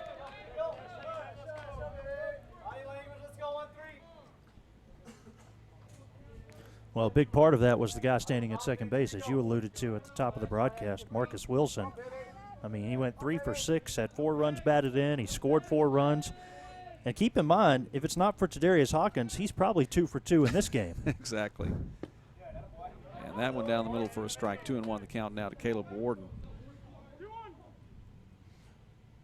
Hawkins taking a base hit away from Wilson to end that second inning. Or else it's probably 2 or 3 to 1 Wonder Boys at this point. Well, this is a dangerous position then for Henderson State. It's definitely capable of moving runners, and there's the bunt from Warden. One play, throw to first. Warden able to get out there, the fielder's choice, 1-3, but it advances the runners again. And Michael, that another time now, another sacrifice bunt for Arkansas Tech. They're 3rd in the conference in doing that. We've seen that already twice today, and now another one.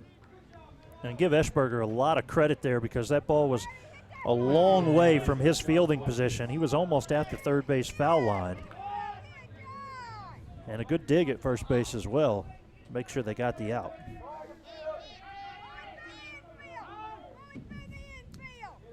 Now batting for Tech, Watkins, the cleanup.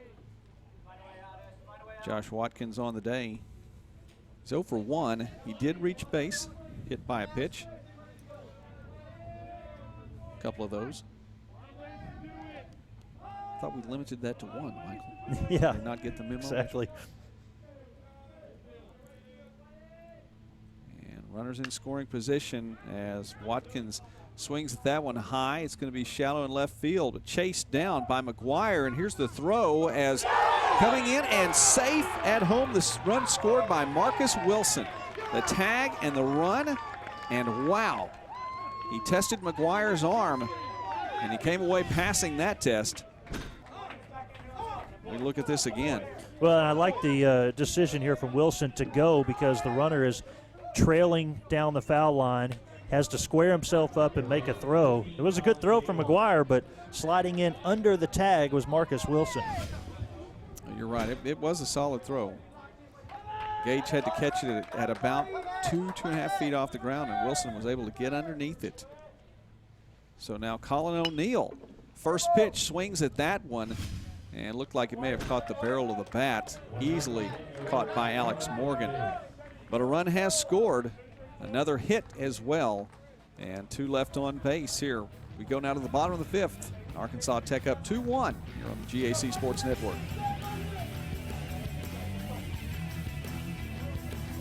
What's your lucky number? 7, 13. How about 3, 6, and 599? The $5.99 meal deal is here at Subway restaurants, and it's your lucky day. Pick from 3 different 6-inch subs with chips and a drink for just $5.99 at Subway restaurants. Think of the options: 3 different subs, your choice of chips, and your favorite 21-ounce drink. All for just $5.99. Make $5.99 your new favorite number with the $5.99 meal deal. Only at Subway. How to spot a boll weevil. Boll weevils can work in groups, are highly intelligent, and thrive in any environment.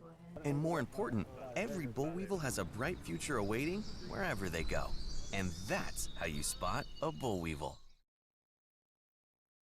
How to spot a boll weevil. Boll weevils are a fascinating species. They're known to travel in packs, but every boll weevil is unique. And more important, every boll weevil has a bright future awaiting wherever they go. And that's how you spot a boll weevil.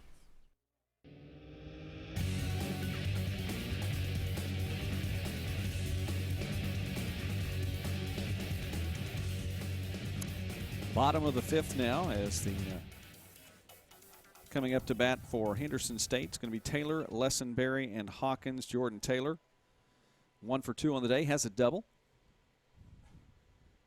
But now the Reddies trailing by 1 here, the midpoint of this game. Michael, if you're Arkansas Tech, of course, to get the run there on Marcus Wilson tagging up and speedster to make it on in. You look at the numbers overall. 0-1 the count now to Taylor. Watches that when it's 1-1.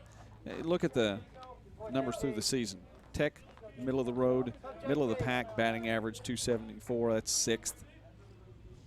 And a swing and a miss there. 1-2 the count now. Slugging percentage 7th at 384. Runs scored 6th at 261. Right there in the middle of the pack. How do you get a win? You just have to manufacture runs whenever you get the opportunity. And another swing, that one foul. Still 1-2 the count. So that's what you see Coach Dawson doing there. Got one timely hit, moving things over, and then Wilson able to pick it up and make things happen from third. Exactly right. Their stats are indicative of a team that finished in 8th place. But if you're a small ball type of coach and you want the game to do what it's supposed to do, Tech did just that last inning. And that one hit deep to center field, able to be chased down by Wheeler. And Taylor will take a seat, one down here in the bottom of the 5th. And Lessenberry, the designated hitter, coming up. Again, we mentioned he was 25 of 54 over the last 50 games. He's taking care of business on his end. One of 2 juniors in the starting lineup that is definitely laden with upperclassmen. Takes that one for a strike, 0-1. Skelton's retired 6 of the last 7. He pitched that first game for Arkansas Tech against Southwestern. He went 7 2/3. He struck out 10 Bulldog batters, gave up only 4 hits. He did walk 7 in the game. And here's the offering to Lessenberry. We'll take that one a little bit low.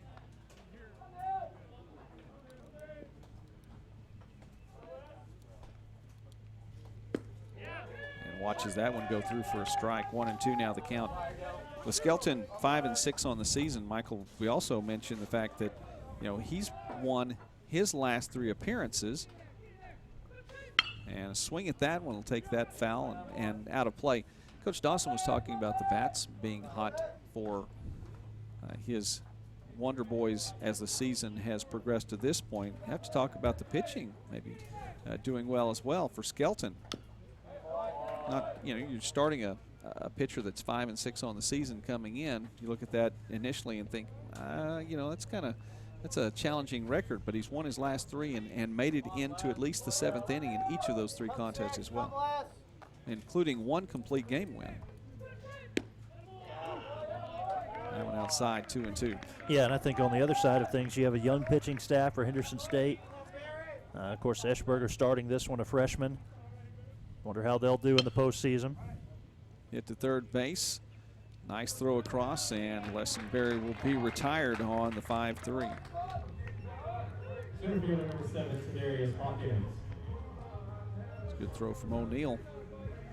Henderson also had a big game in the opening round. The second game against Southern Arkansas, they won 9-5.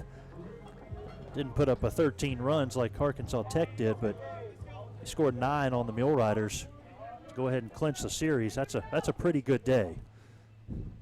Back to Hawkins as he's 1 for 2 on the afternoon. Had a double back in the third, and he was left on base at third. Well, and he was a big part of the series win over SAU. Recorded a 2-out RBI double in the first inning of the first game, and also had a triple in the second game. When he hits the ball, you better watch out. It's probably going to be more than a single with his speed.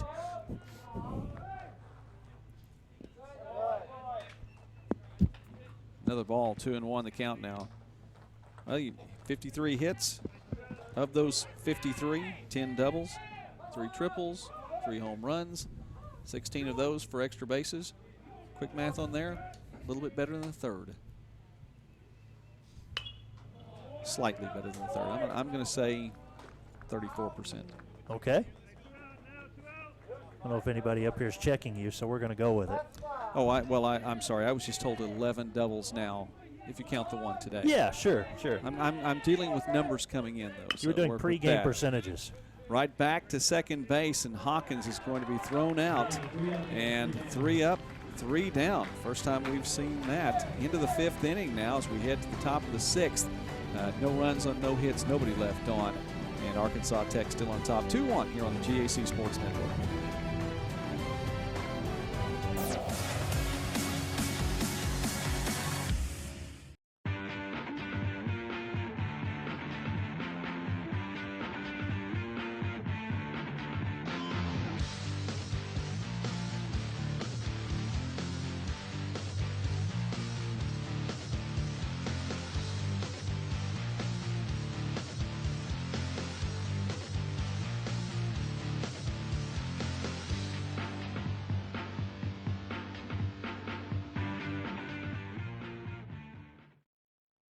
College students often talk about changing the world after they graduate. We are on a mission to do just that while still in school, applying academic excellence in our chosen areas of study in a range of undergraduate, graduate, and health science fields inspired by Christian values. Then taking those values into the world, equipped and focused on our mission to change it and ourselves for the better. Harding University.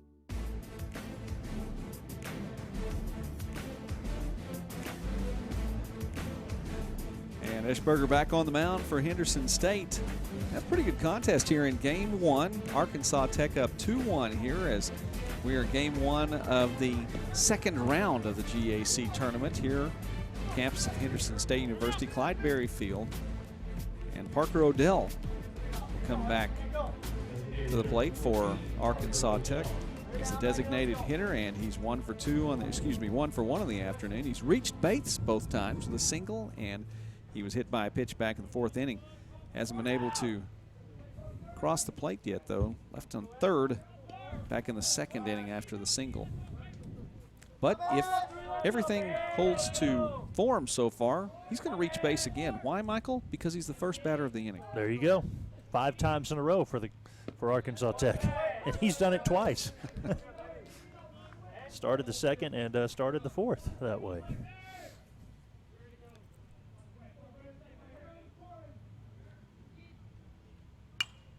Junior takes a mighty swing at that one high. Definitely playable. And Hunter Mayall will corral that one for the first out of the inning. Now, see, some would call that the broadcaster jinx. I would just say the game got changed up a little bit. You know? We would have called it the broadcaster jinx if you had done it. If I had done it, exactly. Yes. Yeah. There is no doubt about that with this crew up here. I am Teflon. If they can put the blame on me, they will. And now batting for Arkansas Tech, Connor Brady. 0 for 2 on the afternoon. 265 on the season, though. The only batter in this starting lineup, though, for Arkansas Tech to not record double digits in the RBI category. Now, do you put that on him? Or do you put that on the runners not getting in place for him when he gets up to bat? Has 9 RBI on the season. Well, that's an interesting question. Something tells me before the tournament's over he might erase that stat from the record book. Might get that 10th RBI. Nobody on base though right now, so he'd have to put one out. And he's not going to do it here, but he is going to reach base. 4 balls later, and Connor Brady takes first. Blake King, the catcher. And this is an important inning for not only Henderson, but for Eschberger, the starting pitcher, because his counterpart on the other side, Zach Skelton, has started to get things in a bit of a rhythm now. He's given up only 1 base hit in the last 2 innings. And he's retired 8 of the last 9 that he's faced. So right now the momentum is with Arkansas Tech just a little bit, obviously leading on the scoreboard, but Skelton has kept the Henderson State bats at bay, and Eschberger's got to try to do the same thing here for his team.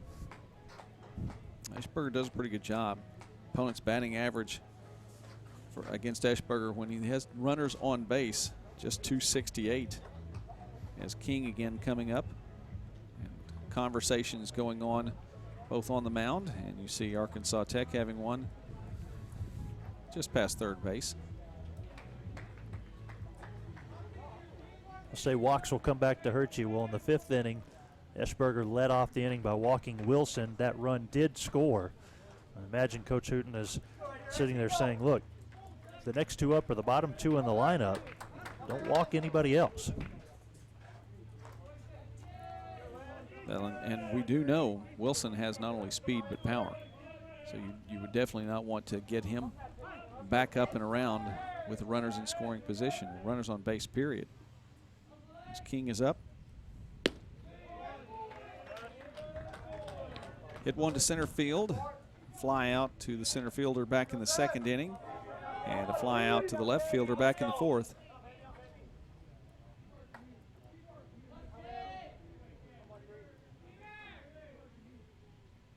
And showing bunt. And it will stay fair. Wow. As that ball approached the 3rd base line and avoided it. We see this again. King executed this one perfectly. Good job of Taylor to wait on it. He's not going to have a play at first base, so his only hope is that that ball will roll foul, but they've apparently laid down the new turf here at a flat angle. It looked as though there was almost a bit of a ridge there to try to avoid that line. Likely not the case, but it sure, the evidence was that. So with 1 out now, 9-hole, Seth Wheeler showing bunt and pulls back, but still takes the strike. 0-1 the count now. Runners on 1st and 2nd.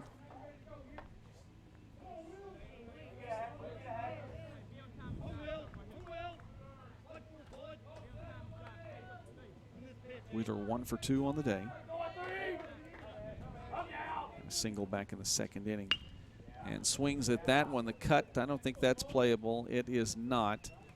As Joseph Gary just watched that one, didn't move too far in right field, said, Hunter, you can take that one if you want to. I don't think you're going to get there. Let's save some energy. You know, trying to field that ball at 3rd, it's a pretty split-second decision. I think the one I'm going to remember for a long time was Lacey Polk in right field for East Central at the softball tournament when she elected not to field one deep down the right field line in foul territory because she knew the winning run was standing at 3rd and could have tagged up on the play. If she had caught that ball as quickly getting over Alex Morgan saying, I think I can get him, Eschberger doesn't throw.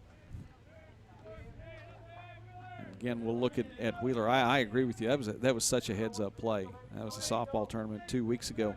Wheeler now 0-2 in the count. And Eschberger looking back at 2nd. There's the pitch. And Wheeler takes that one high. 1-2 the count. All these decisions that have to be made so quickly, a split second as you talked about. It's easy to look back. It's easy to see the replay. It's easy to see something in slow motion. But to make the call and then to execute. Not only that, make the decision, you have to execute too. And that one taken for a ball. 2-2 now the count. One down here in the top of the 6th inning. And Tech with a 1-run lead. I'd like to see if they could expand that here And quickly, I say quickly, Gage trots out to the mound. Words for his pitcher.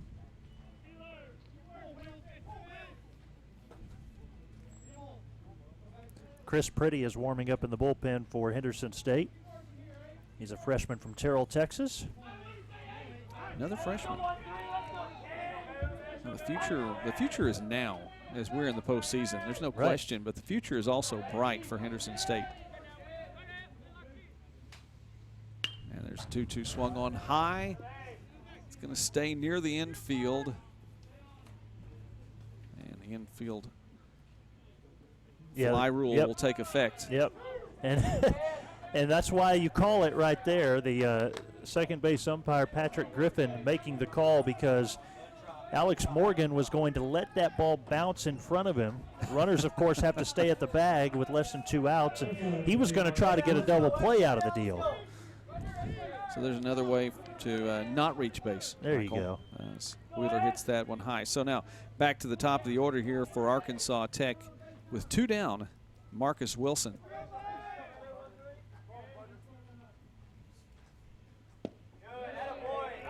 Takes that one for a strike. Wilson, the left fielder, 1 for 2 on the afternoon.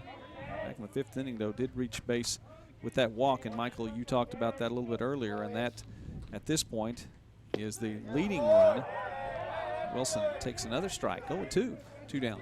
My question for Morgan, talking about split-second decisions, had they not called the infield fly, what would he have tried to do? Go to third or touch second and back to first? That's a good question. The way he was letting it fly, he was looking at third. And that one way too high, 1-2. I think he was looking at third. I think he gets the lead runner at that point. And if you're Eschberger here, again, though, you get rid of Wilson here, and then you've worked your way out of another jam. Keep this thing close again. There's the 1-2 swing. That one's high. Hawkins is looking at it, and Hawkins will field it. And so any kind of damage is left on base.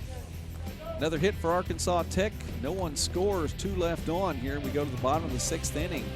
The Wonder Boys still have a 2-1 lead. You're watching the GAC Baseball Tournament, GAC Sports Network. We explore dozens of complex subjects, but sometimes the world sees college students as being the same, lumps us together.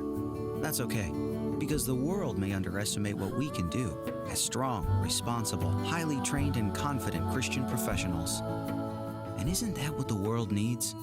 Qualities taught one-on-one and valued by us all in a place of faith, learning, and living. Harding University.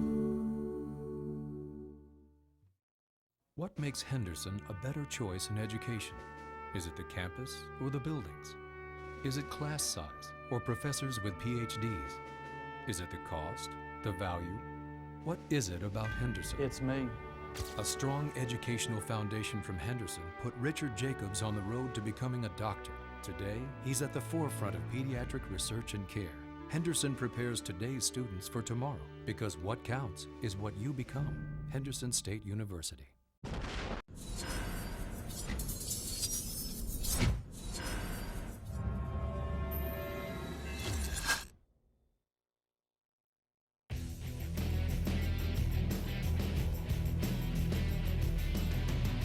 And the Reddies are ready to make some moves as well. Treating the fans and anyone else that may happen to want to watch a little excitement. They're down 2-1. That's all right. But not just dance moves, right? Put some runs on the board. They'd like to do that too. But they got the dance moves, as you saw there. You have to be able to dance sometime. You have to know how to celebrate. Skelton back on the mound. And for Henderson State, quick swing on the first pitch. Joseph Gary, the right fielder. It'll be Gary, Krusel, and Gage to open this bottom of the 6th inning. Reddies trail by a run. And 0-1, here's the pitch, and swung on and missed, 0-2. Winner of this game will get the winner of the next game. And that's just 2 games on the docket today here on the GAC Sports Network. Gary watches that one, takes it for a ball, 1-2. Southeastern and Monticello in game 2 of the afternoon. And that one scheduled for 4:30. Swing, tipped foul. That was a great job by Eschberger last inning. 2 out, only 1 on, and he's able to work himself out of a little bit of a jam there. Meanwhile, Skelton has retired 8 of the last 9. We've had only 1/2 inning where they've gone down in order. That was in the 5th. Skelton shut them down in order. Fouled again for Gary.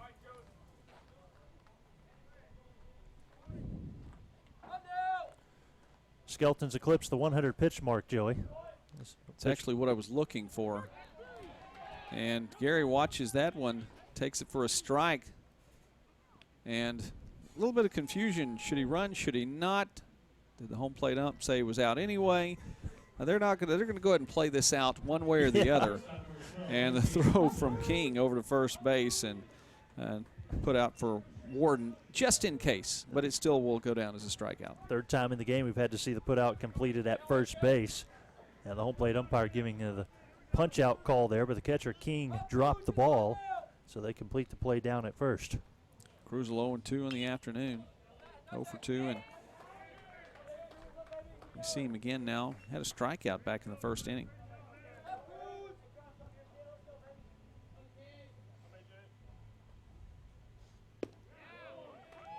And watches another strike come through. You know, for Skelton now, he's talked about more than 100 pitches now. He's crossed the century mark in strikeouts on the season, too. Krusel takes a swing at that one, fouled.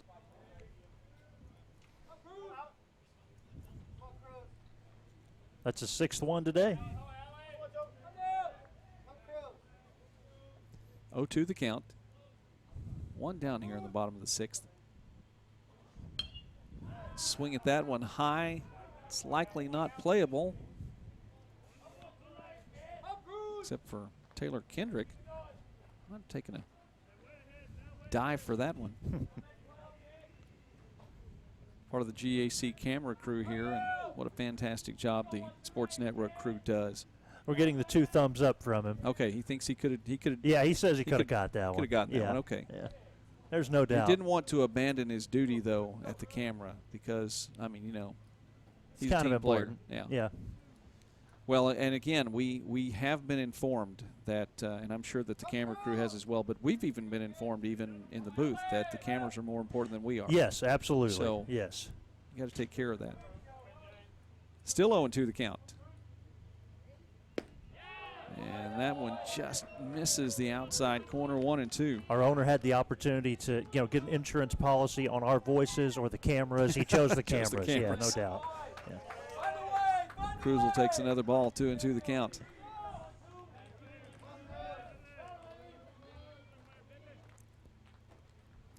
Swings at that one. It's going to find its way into center field. One hop and taken by Wheeler.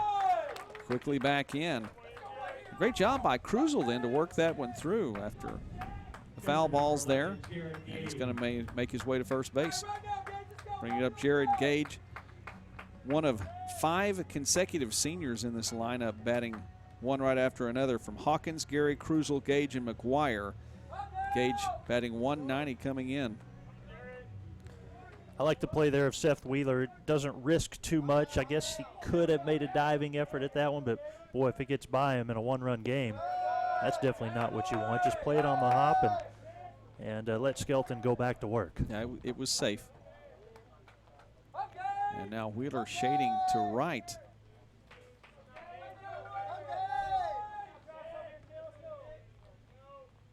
As Gage is 0 for 2 this afternoon. And good job to shade to right, though. Puts that one on a rope into the right field. And Gage is going to reach on a single. And now with 1 down, Henderson State offense showing a little sign of life here, trailing just by 1 run. And Luke McGuire comes up again, batting from that 8 hole, but coming into this game batting .337. McGuire 1 for 2 on the afternoon.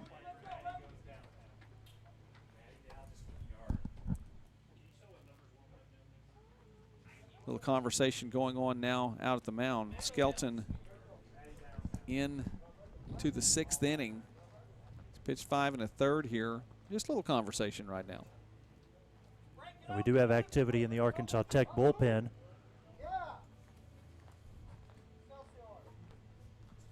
Well, if this conversation goes on any longer, Ump says, hey, guys, you're going to have to do something here.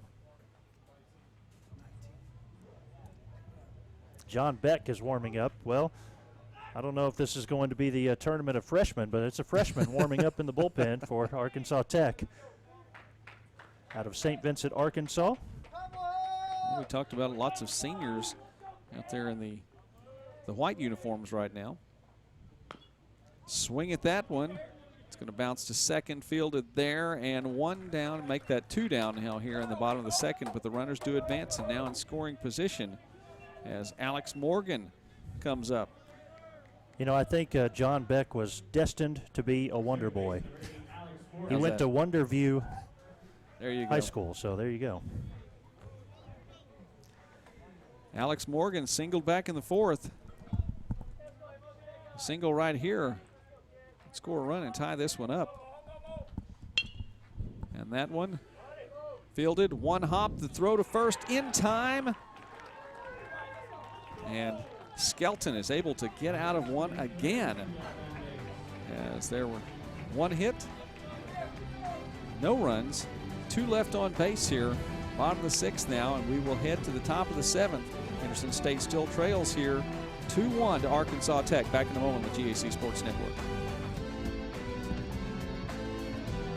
College is my time to find myself and start my future. That's why I chose SWASU. Going up. 15 nationally accredited academic programs and nearly 100 clubs, all for me. Thanks to this state-of-the-art nursing lab, he'll be better in no time. And our brand new Pioneer Cellular Event Center for sports, concerts, and cool events. All for me! Oh, it's for me. At the University of Arkansas at Monticello, yes you can. For me, that means getting the degree I need for the life and career I want. And it also means being part of something more, a tradition since 1909 with successful graduates in business, industry, medicine, every walk of life. Here, I can be part of that tradition. A future, a legacy, and a great college experience. It all comes together here at UAM. At the University of Arkansas at Monticello, yes you can.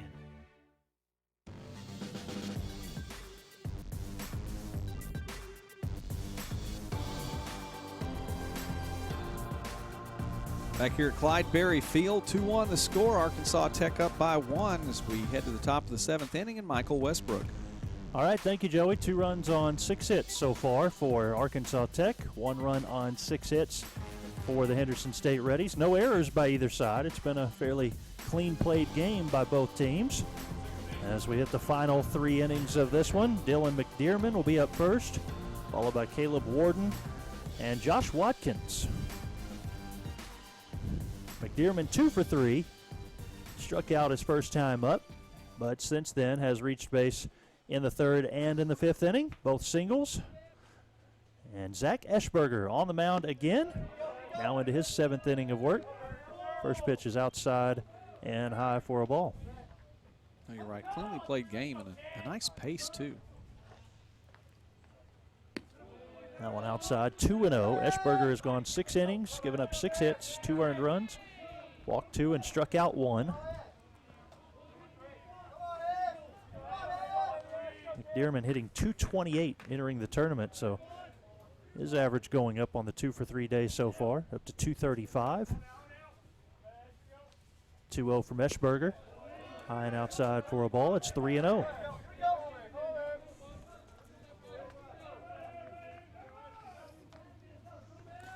Both of these teams trying to improve their all-time GAC tournament records. As that one is in for a strike on the 100th pitch from Zach Eschberger. Tech all-time in GAC play, just 3-8 in postseason tournaments. And Henderson State 4-6. High fly ball in left field. McGuire is coming in. Cruzel going back. And McGuire will make the catch. It's the first out here in the top of the 7th. I don't know if that number's deceiving or not. Talking about Henderson State, what did you say, 4 and 6? Right. In tournament play since the GAC tournament has been around, this being the 5th GAC tournament. And Henderson State, of those 4 wins, we got 3 of those last year.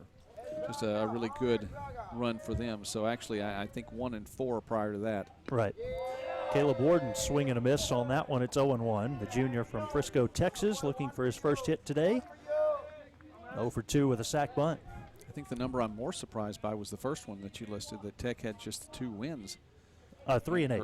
3 and 8. Okay, 3 wins in 4 years of GAC tournament play. And that one swung on and missed. Another big rip from Caleb Warden.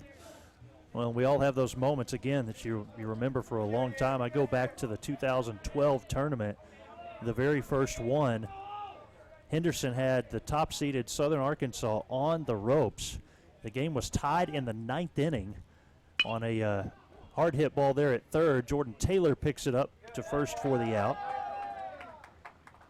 Some of the Ready faithful here in the press box might remember this. So Josh Salmon hit a 3-run home run in the 9th inning to tie up the game, and SAU went on to win the game on a sac fly in the bottom of the 9th. But how much differently the tournament could have played out had Henderson been able to upset the top seed in that very first GAC tournament. Well, and you could take that a step farther. How much different would the tournament, I mean capital T tournament, be from this point on, because Southern Arkansas went on to win the next 3 after that. Right. This will be the first year in which Southern Arkansas will not win the GAC postseason tournament, and we know that because Henderson State dispatched them in 2 games in the first round. New format. 6-2 and 9-5 were the victories last week for Henderson. 2 down in the inning. Josh Watkins swinging at that one. It's 2 balls and a strike now. Henderson also took 2 of 3 in the regular season against Southern Arkansas in the conference play. Watkins sends it to left. That falls in front of McGuire. He was playing way back with 2 outs.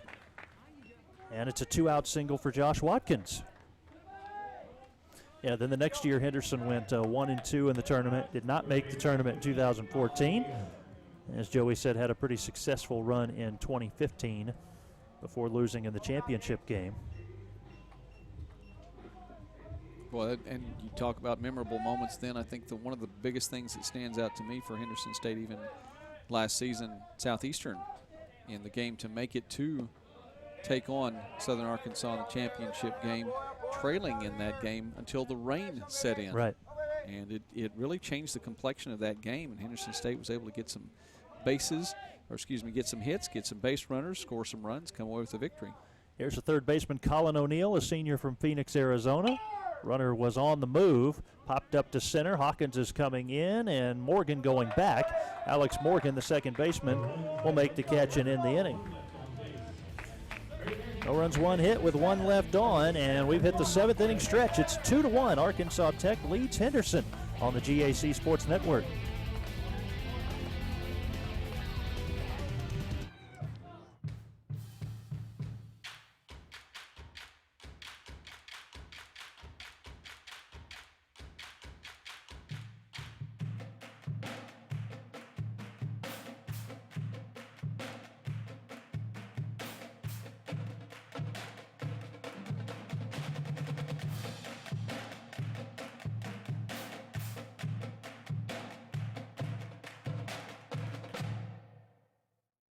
What's your lucky number?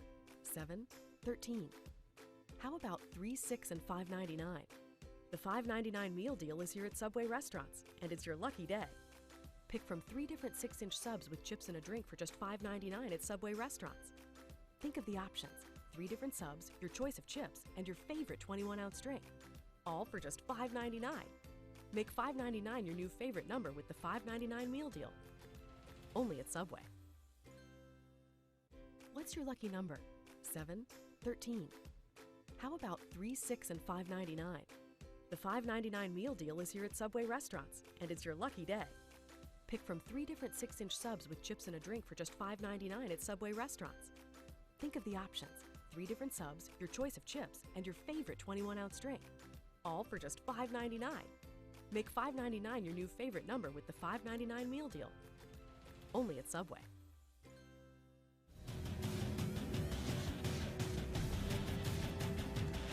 Coach Cody Hooten finds his team down by 1 run here in the bottom of the 7th. It's 2-1, Arkansas Tech with the lead. Reddies have the top of the lineup at the plate. Hunter Mayall, Jordan Taylor, and Hayden Lessenberry. As Mayall is looking for his first base hit of the contest. And on a 1-1, he'll take down low, 2 balls and a strike. Fly out to left field his first time up. Up in foul territory in the second.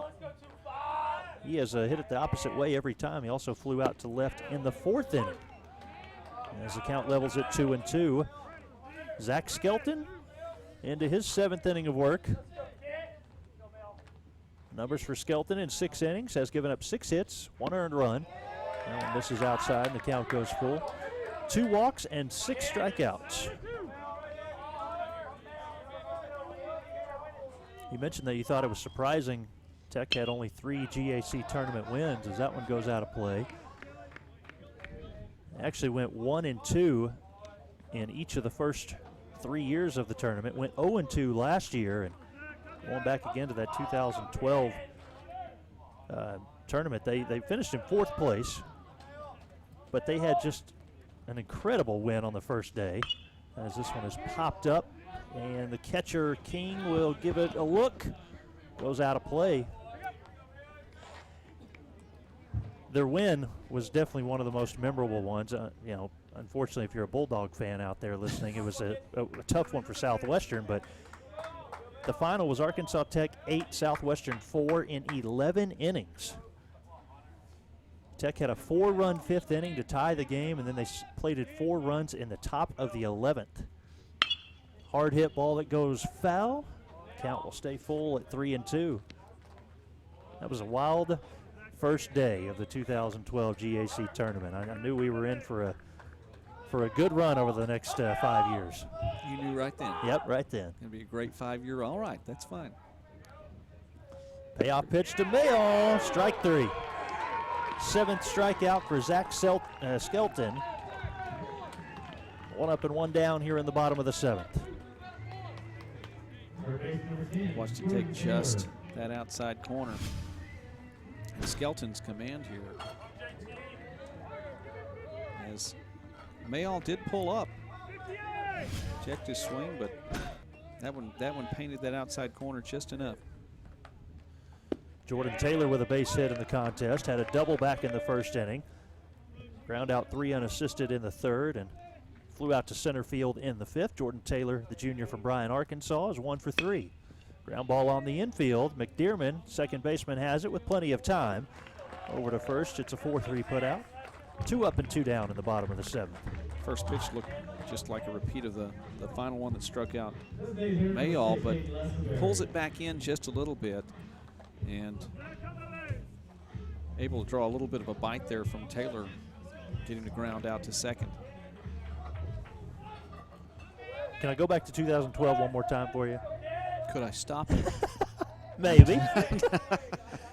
Well, one of our other teams who will be playing here later today, Southeastern, to wrap up that first day of that first year, they defeated their first round opponent, Ouachita Baptist, 1-0. You had 3 incredible games that first day. You know, you could take that, and you mentioned it too, as a little bit of a conversation going on now. Once again, as King is going to come out and have a little discussion with Skelton. Skelton has done a fantastic job. He's gotten out a couple of jams and retired the first 2 batters here. Had a stretch there where he had retired 8 of 9. Is that correct? Yes. And so he's done a good job. But I think if you do that, if you talk about it again, you know, with 2012 and what's gone on to where we are right now as a conference, I mean, the conference has made great strides. That actually could lead us into something else, too, here in just a moment as we get with Ask the GAC, if I can say that properly. But, I mean, the strides that have been taken. Lessenberry walks with 2 outs, and Hayden Lessenberry is still looking for his first base hit. He has walked twice, struck out, reached on a wild pitch and a ground out, but he is on base here with 2 down in the bottom of the 7th, and Tadarius Hawkins is at the plate. this is a conference that back in 2012 had no automatic bid to the NCAA tournament because it was the first year of existence of the conference. You move ahead 2 years to 2014, you talk about what Tech did, and the conference able to have 3 teams sent to the NCAA tournament. Hawkins on the first pitch, pops up in foul territory to end the inning. No runs, no hits with 1 left on, and after 7 complete, it's 2-1. Arkansas Tech leads Henderson.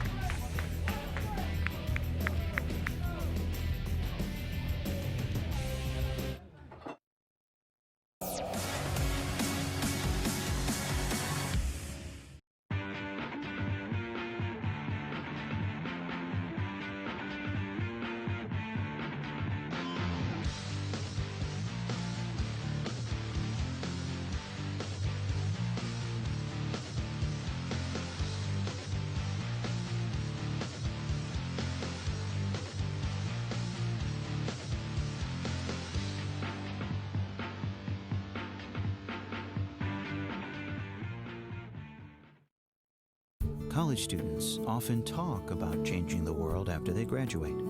We are on a mission to do just that while still in school, applying academic excellence in our chosen areas of study in a range of undergraduate, graduate, and health science fields inspired by Christian values. Then taking those values into the world, equipped and focused on our mission to change it and ourselves for the better. Harding University.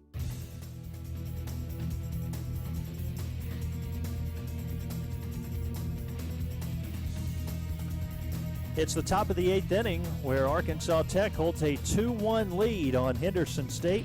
Michael Westbrook along with Joey McWilliams from Clydeberry Field on the Henderson State University campus in Arkadelphia, Arkansas. Thanks for being with us for 2 games here today on the GAC Sports Network. Coming up a little bit later, we have the 2nd seed Arkansas Monticello Boll Weevils against the 3 seed Southeastern Savage Storm.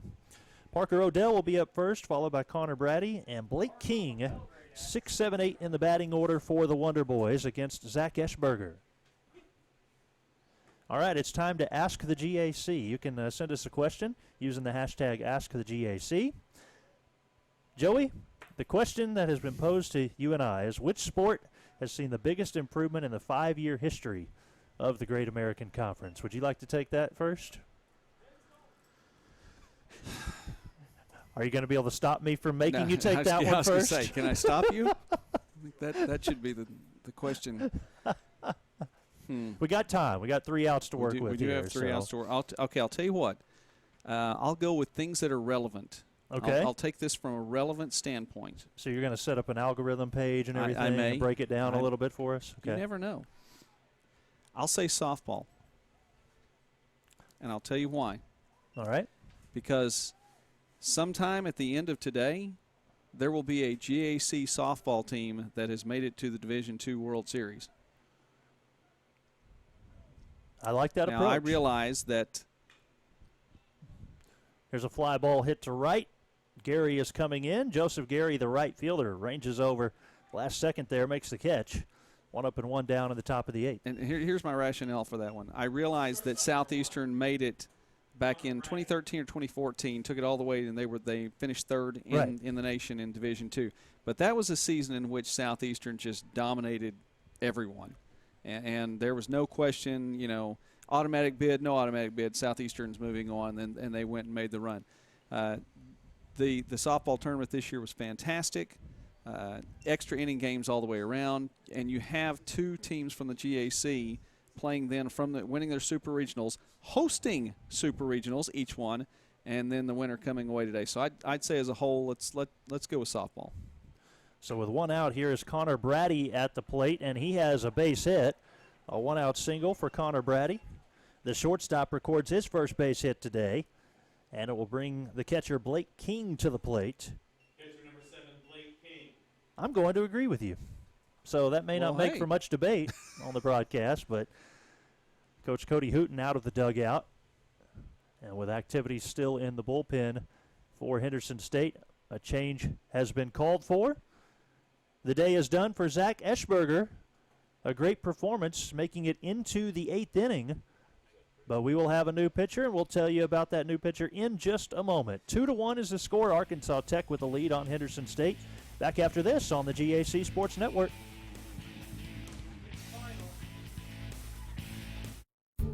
We explore dozens of complex subjects, but sometimes the world sees college students as being the same, lumps us together.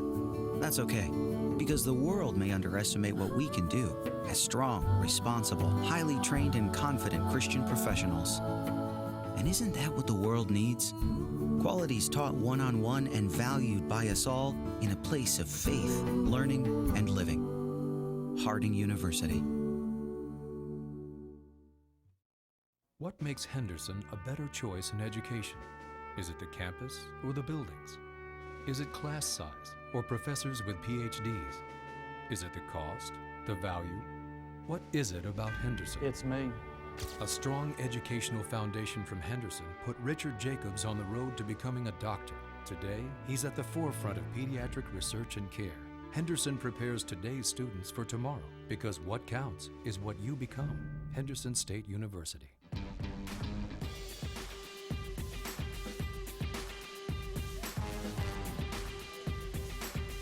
Chris Pretty now takes over for Henderson State.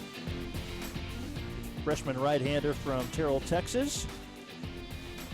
He enters the game with 1 out and 1 on, top of the 8th, where Arkansas Tech has a 2-1 lead.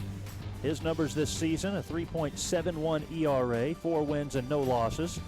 This makes his 20th appearance of the season. He's pitched 51 innings and has given up 48 hits, 21 earned runs. He's walked 19, struck out 41. Opponents with a .246 batting average against him.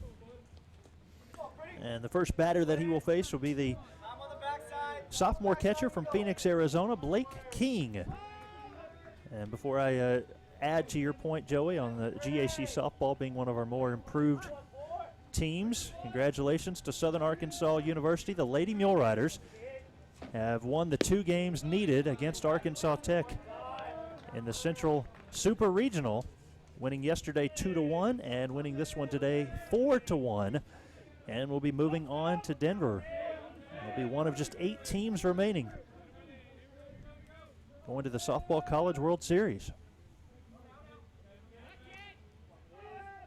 1-0 to King. That one's low for a ball, 2-0. And Denver is definitely the place to be for Division II fans coming up next week. 6 championships to be determined. Here comes the 2-0 on the corner for a strike. What do we have? Men's golf, women's golf, and men's and women's Southeastern in that.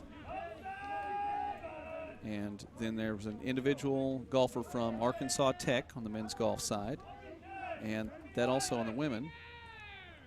And let's see, men's golf, women's golf. You mentioned those. Southeastern men's team. Southeastern men's tennis made it. And by the way, went to Nebraska Kearney. Southeastern the 2 seed, Nebraska Kearney the 3 seed, but Southeastern had to travel in that regional, went up there and won that one, so they'll be moving on. Women's tennis as well. 2-1 is caught by the first baseman Hunter Mayall. A cue shot down the right side there, picked up by the first baseman. It goes 3 unassisted. Second out in the inning. Brady advances to second base. Another runner in scoring position for Tech. Now the 9-hole hitter, Seth Wheeler. Of course, softball, we talked about that. And then lacrosse, also Division II champion to be crowned. GAC doesn't have lacrosse yet. I like the way you threw that in. Hey, listen, forward thinking. Wheeler will take up high for a ball. It's 1-0.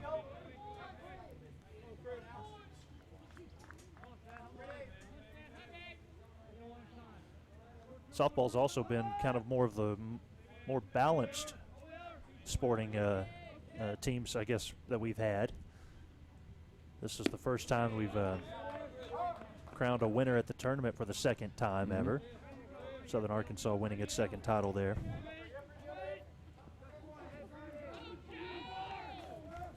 Seems like it's a different team every year kind of popping up in the mix. 2-0 to Wheeler. That one finds the strike zone, 2-1. You know, we were in Bentonville 2 weeks ago, and it could easily have been a 5th consecutive year as Harding made a real play. Well, they were almost there. I mean, it's one swing of the bat away from taking that thing home. I'll tell you, too, I saw several of the teams from the region compete, and I think Harding would have fared quite nicely had they been able to advance to the regional. Solid team. Wheeler hit into the, he had the infield fly back in the 6th, flew out to left field in the 4th, single in the 2nd, 1 for 3 day. 3 balls and a strike, 2 outs. Pretty delivers. It's strike 3 swinging. Sorry, strike 2. I get it figured out. He First looked mistake of the day. looked like he was headed to the dugout. Yeah. So I can understand that.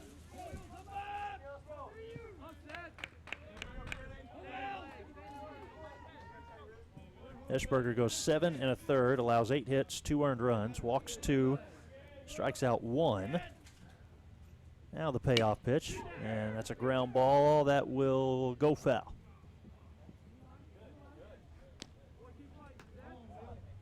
If Wheeler can reach, they'll be back to the top of the lineup, and Marcus Wilson.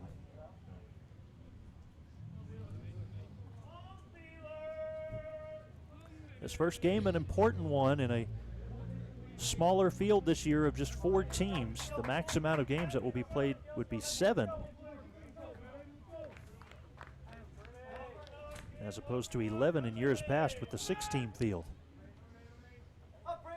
Lots of pros and cons on both sides of that. I think more pros. I think that not just the more teams, there's so many ways that teams can benefit from having an extra weekend, specifically with the pitching. 3 balls, 2 strikes, and 2 outs. Here comes the payoff pitch. It's a line shot that'll fall for a base hit. Rounding third is Brady. Here comes the throw. It's cut off. Connor Brady scores, gives Arkansas Tech their 3rd run of the game here in the 8th inning, and they lead 3-1 against Henderson State. Nice liner, just right past the pitcher. No way for Cruzel to be able to get over to get that.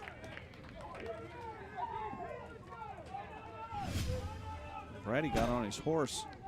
Excited about that. And now it brings up Marcus Wilson, still a runner in scoring position. Wilson has been on base twice in this one. Takes the off-speed pitch for a strike. Flew out on a deep fly ball in the 6th inning, walked and scored a run in the 5th. Flew out on another deep fly ball in the 2nd inning on the great play from Hawkins.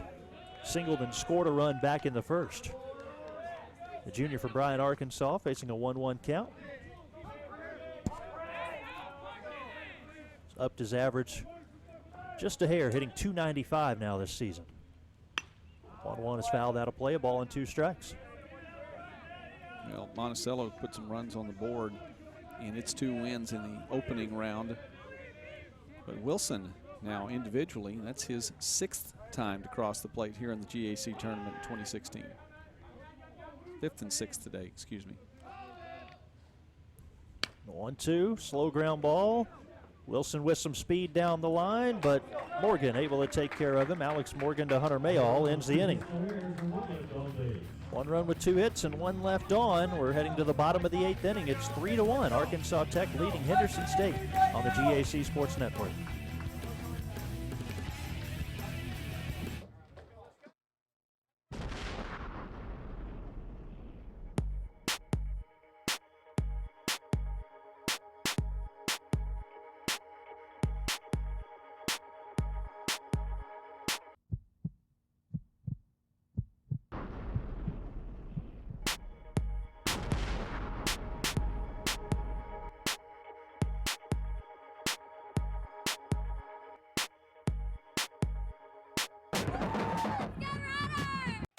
Opportunity begins here. Southeastern Oklahoma State University. Seize your opportunity. Soar to new heights with our nationally accredited aviation program. Seize your opportunity. Southeastern's renowned education program has launched thousands of teaching careers. Seize your opportunity. From occupational safety, health, and business to behavioral and natural sciences. Seize your opportunity. Southeastern Oklahoma State University. SC.edu. Log on now and seize your opportunity.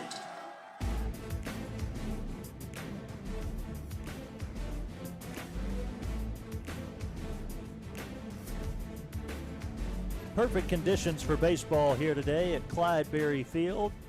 Clouds in the skies, but started the day at 75 degrees, and again, looks like it's going to be a beautiful day the rest of the way. Joseph Gary up first, followed by A.J. Cruzel and Jared Gage.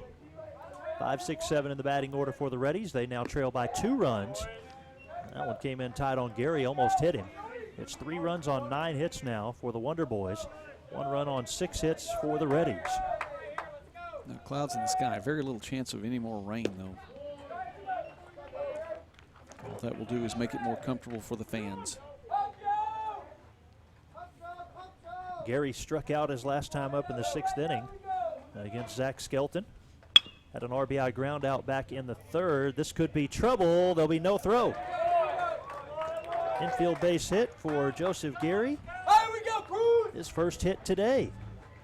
Good job of Connor Brady at short to keep it on the infield surface. Wisely said, I'll just hold on to this one here. There's no play over at first. Well, now 16 hits between the two as both these pitchers, and I refer back to Eschberger, started the game, and now Skelton. Able to get the bats on the balls, but Skelton's done an admirable job to this point being able to stay out of trouble. The question now is, will he stay on the mound? Activity in the Arkansas Tech bullpen. 2 pitchers warming up.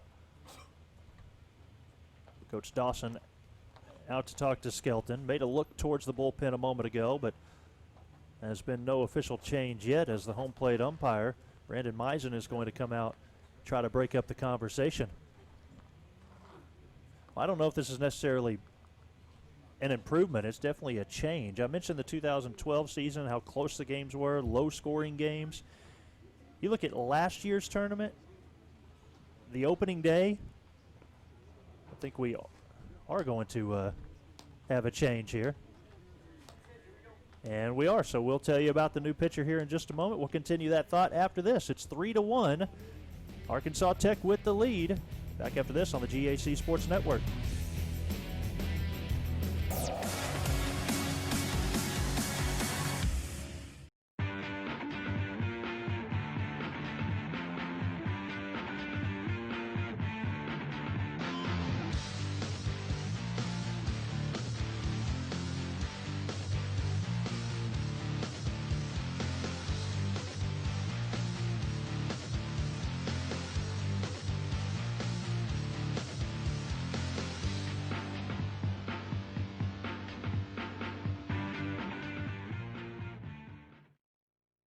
College students often talk about changing the world after they graduate.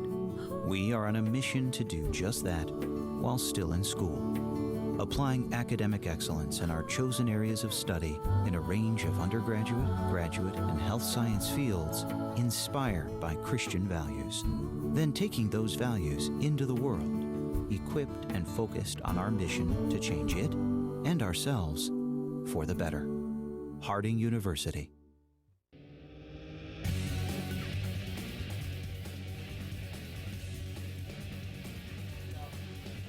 Jesse Harbin now takes over for Arkansas Tech. Harbin, a junior from Jacksonville, Arkansas, transfer from UALR. His numbers this season, a 4.91 ERA, 16 wins, or 16 appearances, I should say. I can't say UALR anymore. They want to be known as Little Rock. Got to make sure and clarify that. Roland Fanning actually listening in, a former Southeastern assistant who is a coach at Little Rock now. Didn't want to mess that one up for him. Get it right. Right. Harbin in 14 2/3 innings has given up 8 earned runs, walked 4 and struck out 7. He'll face A.J. Cruzel with nobody out. Runner on at first. Bottom of the 8th, 3-1 Arkansas Tech with the lead. First pitch misses low for a ball. As I was saying before we went to the break, all about pitching the first couple of years in the GAC. Last year it was all about hitting, and I think there's been quite a bit of that this year too. Your opening round games last year, the winning team scored 10, 11, and 11 runs. Here's a base hit to right. See if they send the runner from second to third. They will. Gary will be at third base. And runners at the corners for the Reddies, down by 2 as they threaten here in the bottom of the 8th. And nobody out. Enter number 11, Jared Gage. It brings Jared Gage to the plate.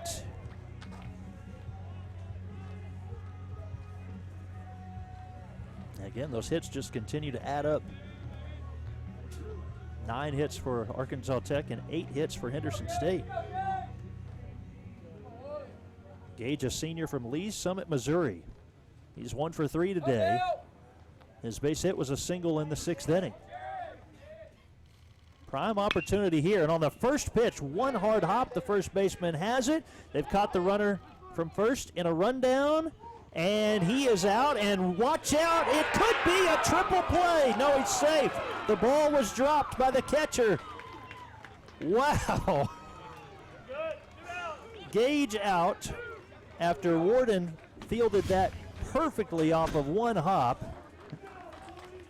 Then able to get Cruzel in a rundown between first and second, and almost had the runner at third. Gary scores and makes it a 3-2 game. And credit the throw. The throw was there. The throw was in time. A nice job by Gage. Or excuse me, Gary. Now in front of the mound, pitcher falls down. Safe at first will be Luke McGuire. Infield base hit for Luke McGuire. That's a good slide. And way to get on in, even though again the throw was there. I still say though, if Tech's able to get out of this inning, giving up just the 1 run, call it a win. I think so. Especially in the wild way that last at bat worked out. Alex Morgan having a conversation with his head coach, Coach Hooten, before coming to the plate. Morgan is 1 for 3. Singled in the 4th, grounded out in the 6th. Reached on a fielder's choice in his first at bat. Take the off-speed delivery that time from Harbin for strike 1.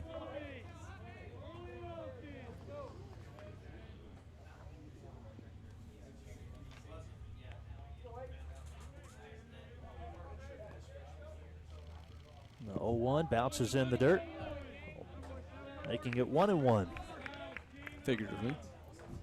Well, that's true. The turf, the dirt, I guess. Bounces in the turf doesn't have the same ring. No, it doesn't. Know? It doesn't. I understand that. I'm a purist a little bit when it comes to the game. One thing's for sure, the turf makes the field work a whole lot easier on these.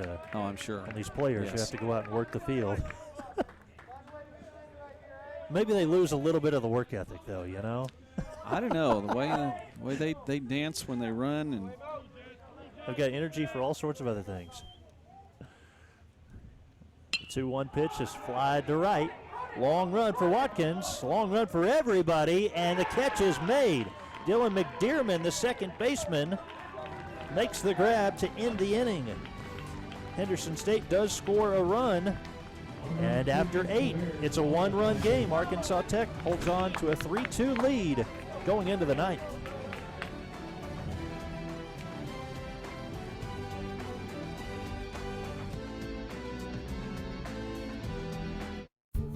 We explore dozens of complex subjects, but sometimes the world sees college students as being the same, lumps us together. That's okay, because the world may underestimate what we can do as strong, responsible, highly trained, and confident Christian professionals. And isn't that what the world needs? Qualities taught one-on-one and valued by us all in a place of faith, learning, and living. Harding University. What makes Henderson a better choice in education? Is it the campus or the buildings? Is it class size or professors with PhDs? Is it the cost, the value, What is it about Henderson? It's me. A strong educational foundation from Henderson put Richard Jacobs on the road to becoming a doctor. Today, he's at the forefront of pediatric research and care. Henderson prepares today's students for tomorrow because what counts is what you become. Henderson State University.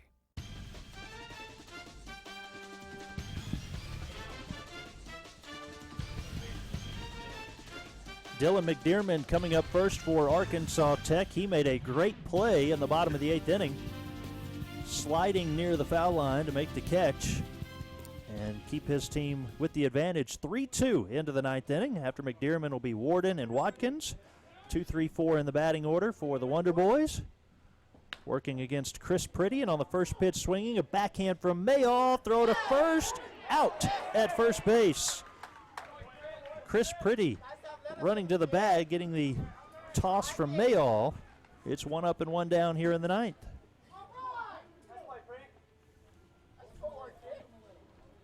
Some good defense in this game. Well, there has been.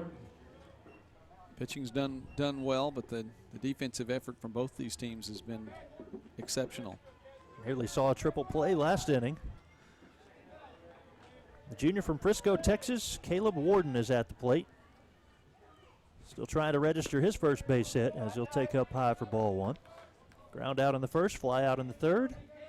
Sack bunt in the 5th, and a ground out in the 7th. 1-0 from Pretty. Off the end of the bat will go foul on the third base side, making it 1-1.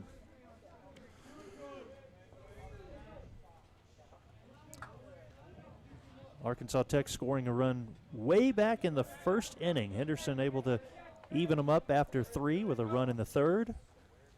Tech came back with single runs in the 5th and in the 8th. Henderson scored a run last inning, and that's where we stand now, 3-2. Time called at the plate. Warden's done his job in the tournament so far. 3 for 9 coming into today with an RBI and scored 3 times as well. 1-1, hard hit ball on the left side. Opposite field hitting for Caleb Warden. It's a 1-out single. Well, the first 5 innings, it was the first batter for Tech to reach every time. Of late, it's been the second batter, but still, Tech able to make some noise and keep the ready pitching staff on its heels. You know, it's been a well-played game from both sides. They've each left some runners on base, but you can definitely tell that Arkansas Tech is playing with some confidence. That was their 10th hit of the game. Josh Watkins at the plate will swing away into left center field. Going a long way is Luke McGuire. He's at the track, and he runs into the wall and makes the catch. Luke McGuire puts a new dent into the outfield wall for the second out here in the 9th inning. I don't know if that's in the student fees. Take care of that, but McGuire made his impact on the wall. Sure enough, great grab. You have to set up an endowment to fix the repairs. Now with 2 down and a runner on at first, here's Colin O'Neill. Well, Warden was all the way to second base when that ball was caught. And so there was no chance of him tagging up to get anything extra. He just had to make his way quickly back to first. O'Neill takes low, 2-0.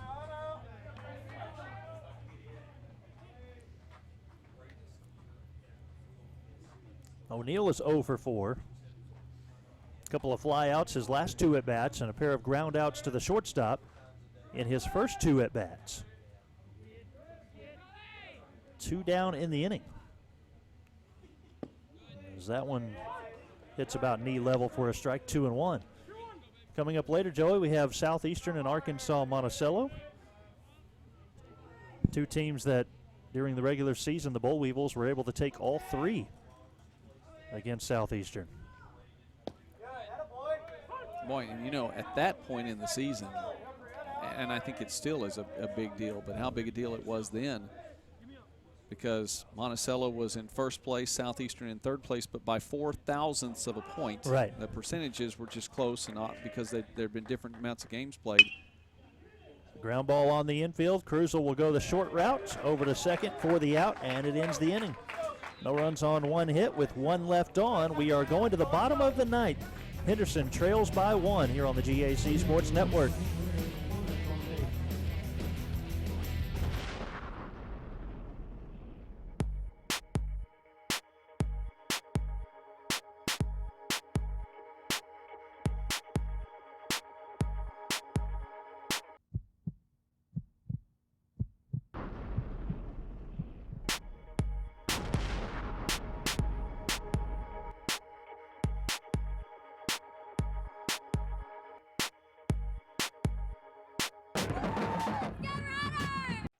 Opportunity begins here. Southeastern Oklahoma State University. Seize your opportunity. Soar to new heights with our nationally accredited aviation program.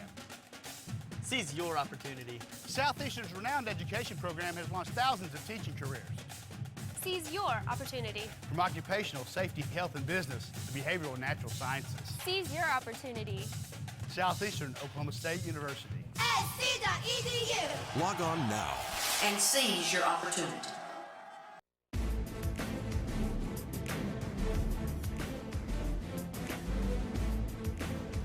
Henderson State has been in this spot before against Arkansas Tech. They trail going into the bottom of the ninth inning. Wonder Boys lead 3-2. And they have the top of the lineup at the plate. It's Hunter Mayall, Jordan Taylor, and Hayden Lessenberry. They won game 1 against this team back in February of their regular season series by the score of 6-5. They won that one in 10 innings. And they won game 3 of the series by scoring 3 runs in the bottom of the 7th to win 4-3. Mayall's behind in the count quickly. It's 0-2 as Jesse Harbin came on in relief of Zach Skelton. Skelton went 7 innings, gave up 7 hits, 2 earned runs, 3 walks, and 7 strikeouts.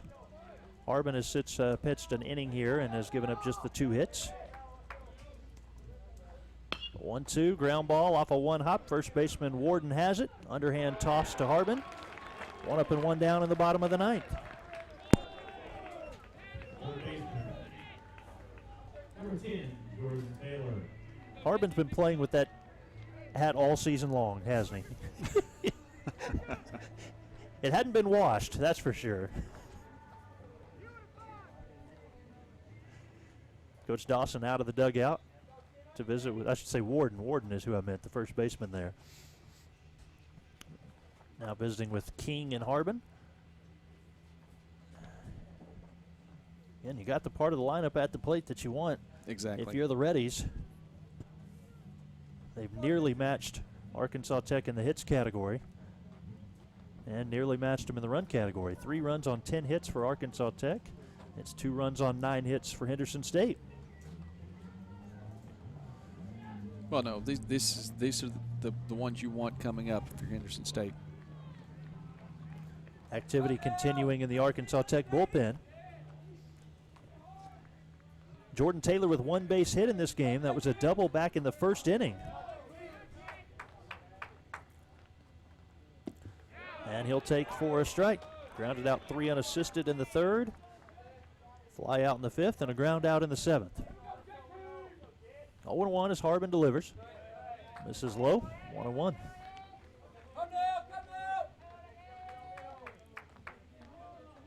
Winner of this one goes on to face the winner of Monticello and Southeastern. Another ground ball on the first base side. That's a fair ball. Warden will take it himself.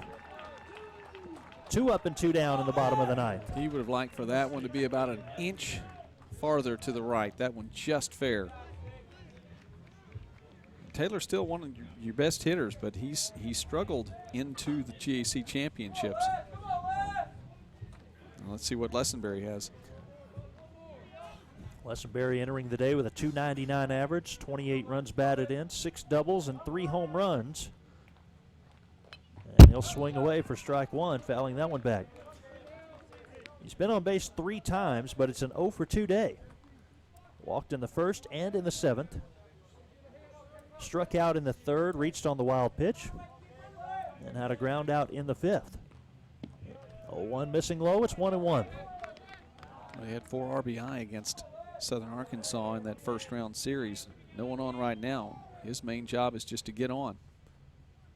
1-1, hard hit ball in front of O'Neal. He knocks it down at first, safe for Hayden Lessenberry. His first base hit of this contest. A 2-out single on a hard hit ball from Hayden Lessenberry. And he'll be lifted for a pitch runner.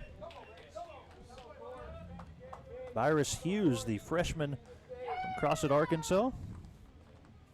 Well, as I said, I mean, his main job is just to get on base to make sure this ball game continues to be played. He did what he was supposed to do, and that was a hard hit ball. Center fielder number 7, Tadarius Hawkins. So it brings up the center fielder, senior from Commerce, Texas, Tadarius Hawkins. He struck out in the first, had a double in the third. 1 for 4 day for Hawkins. That one's in for a strike. It's 0-1. Tying run at first base.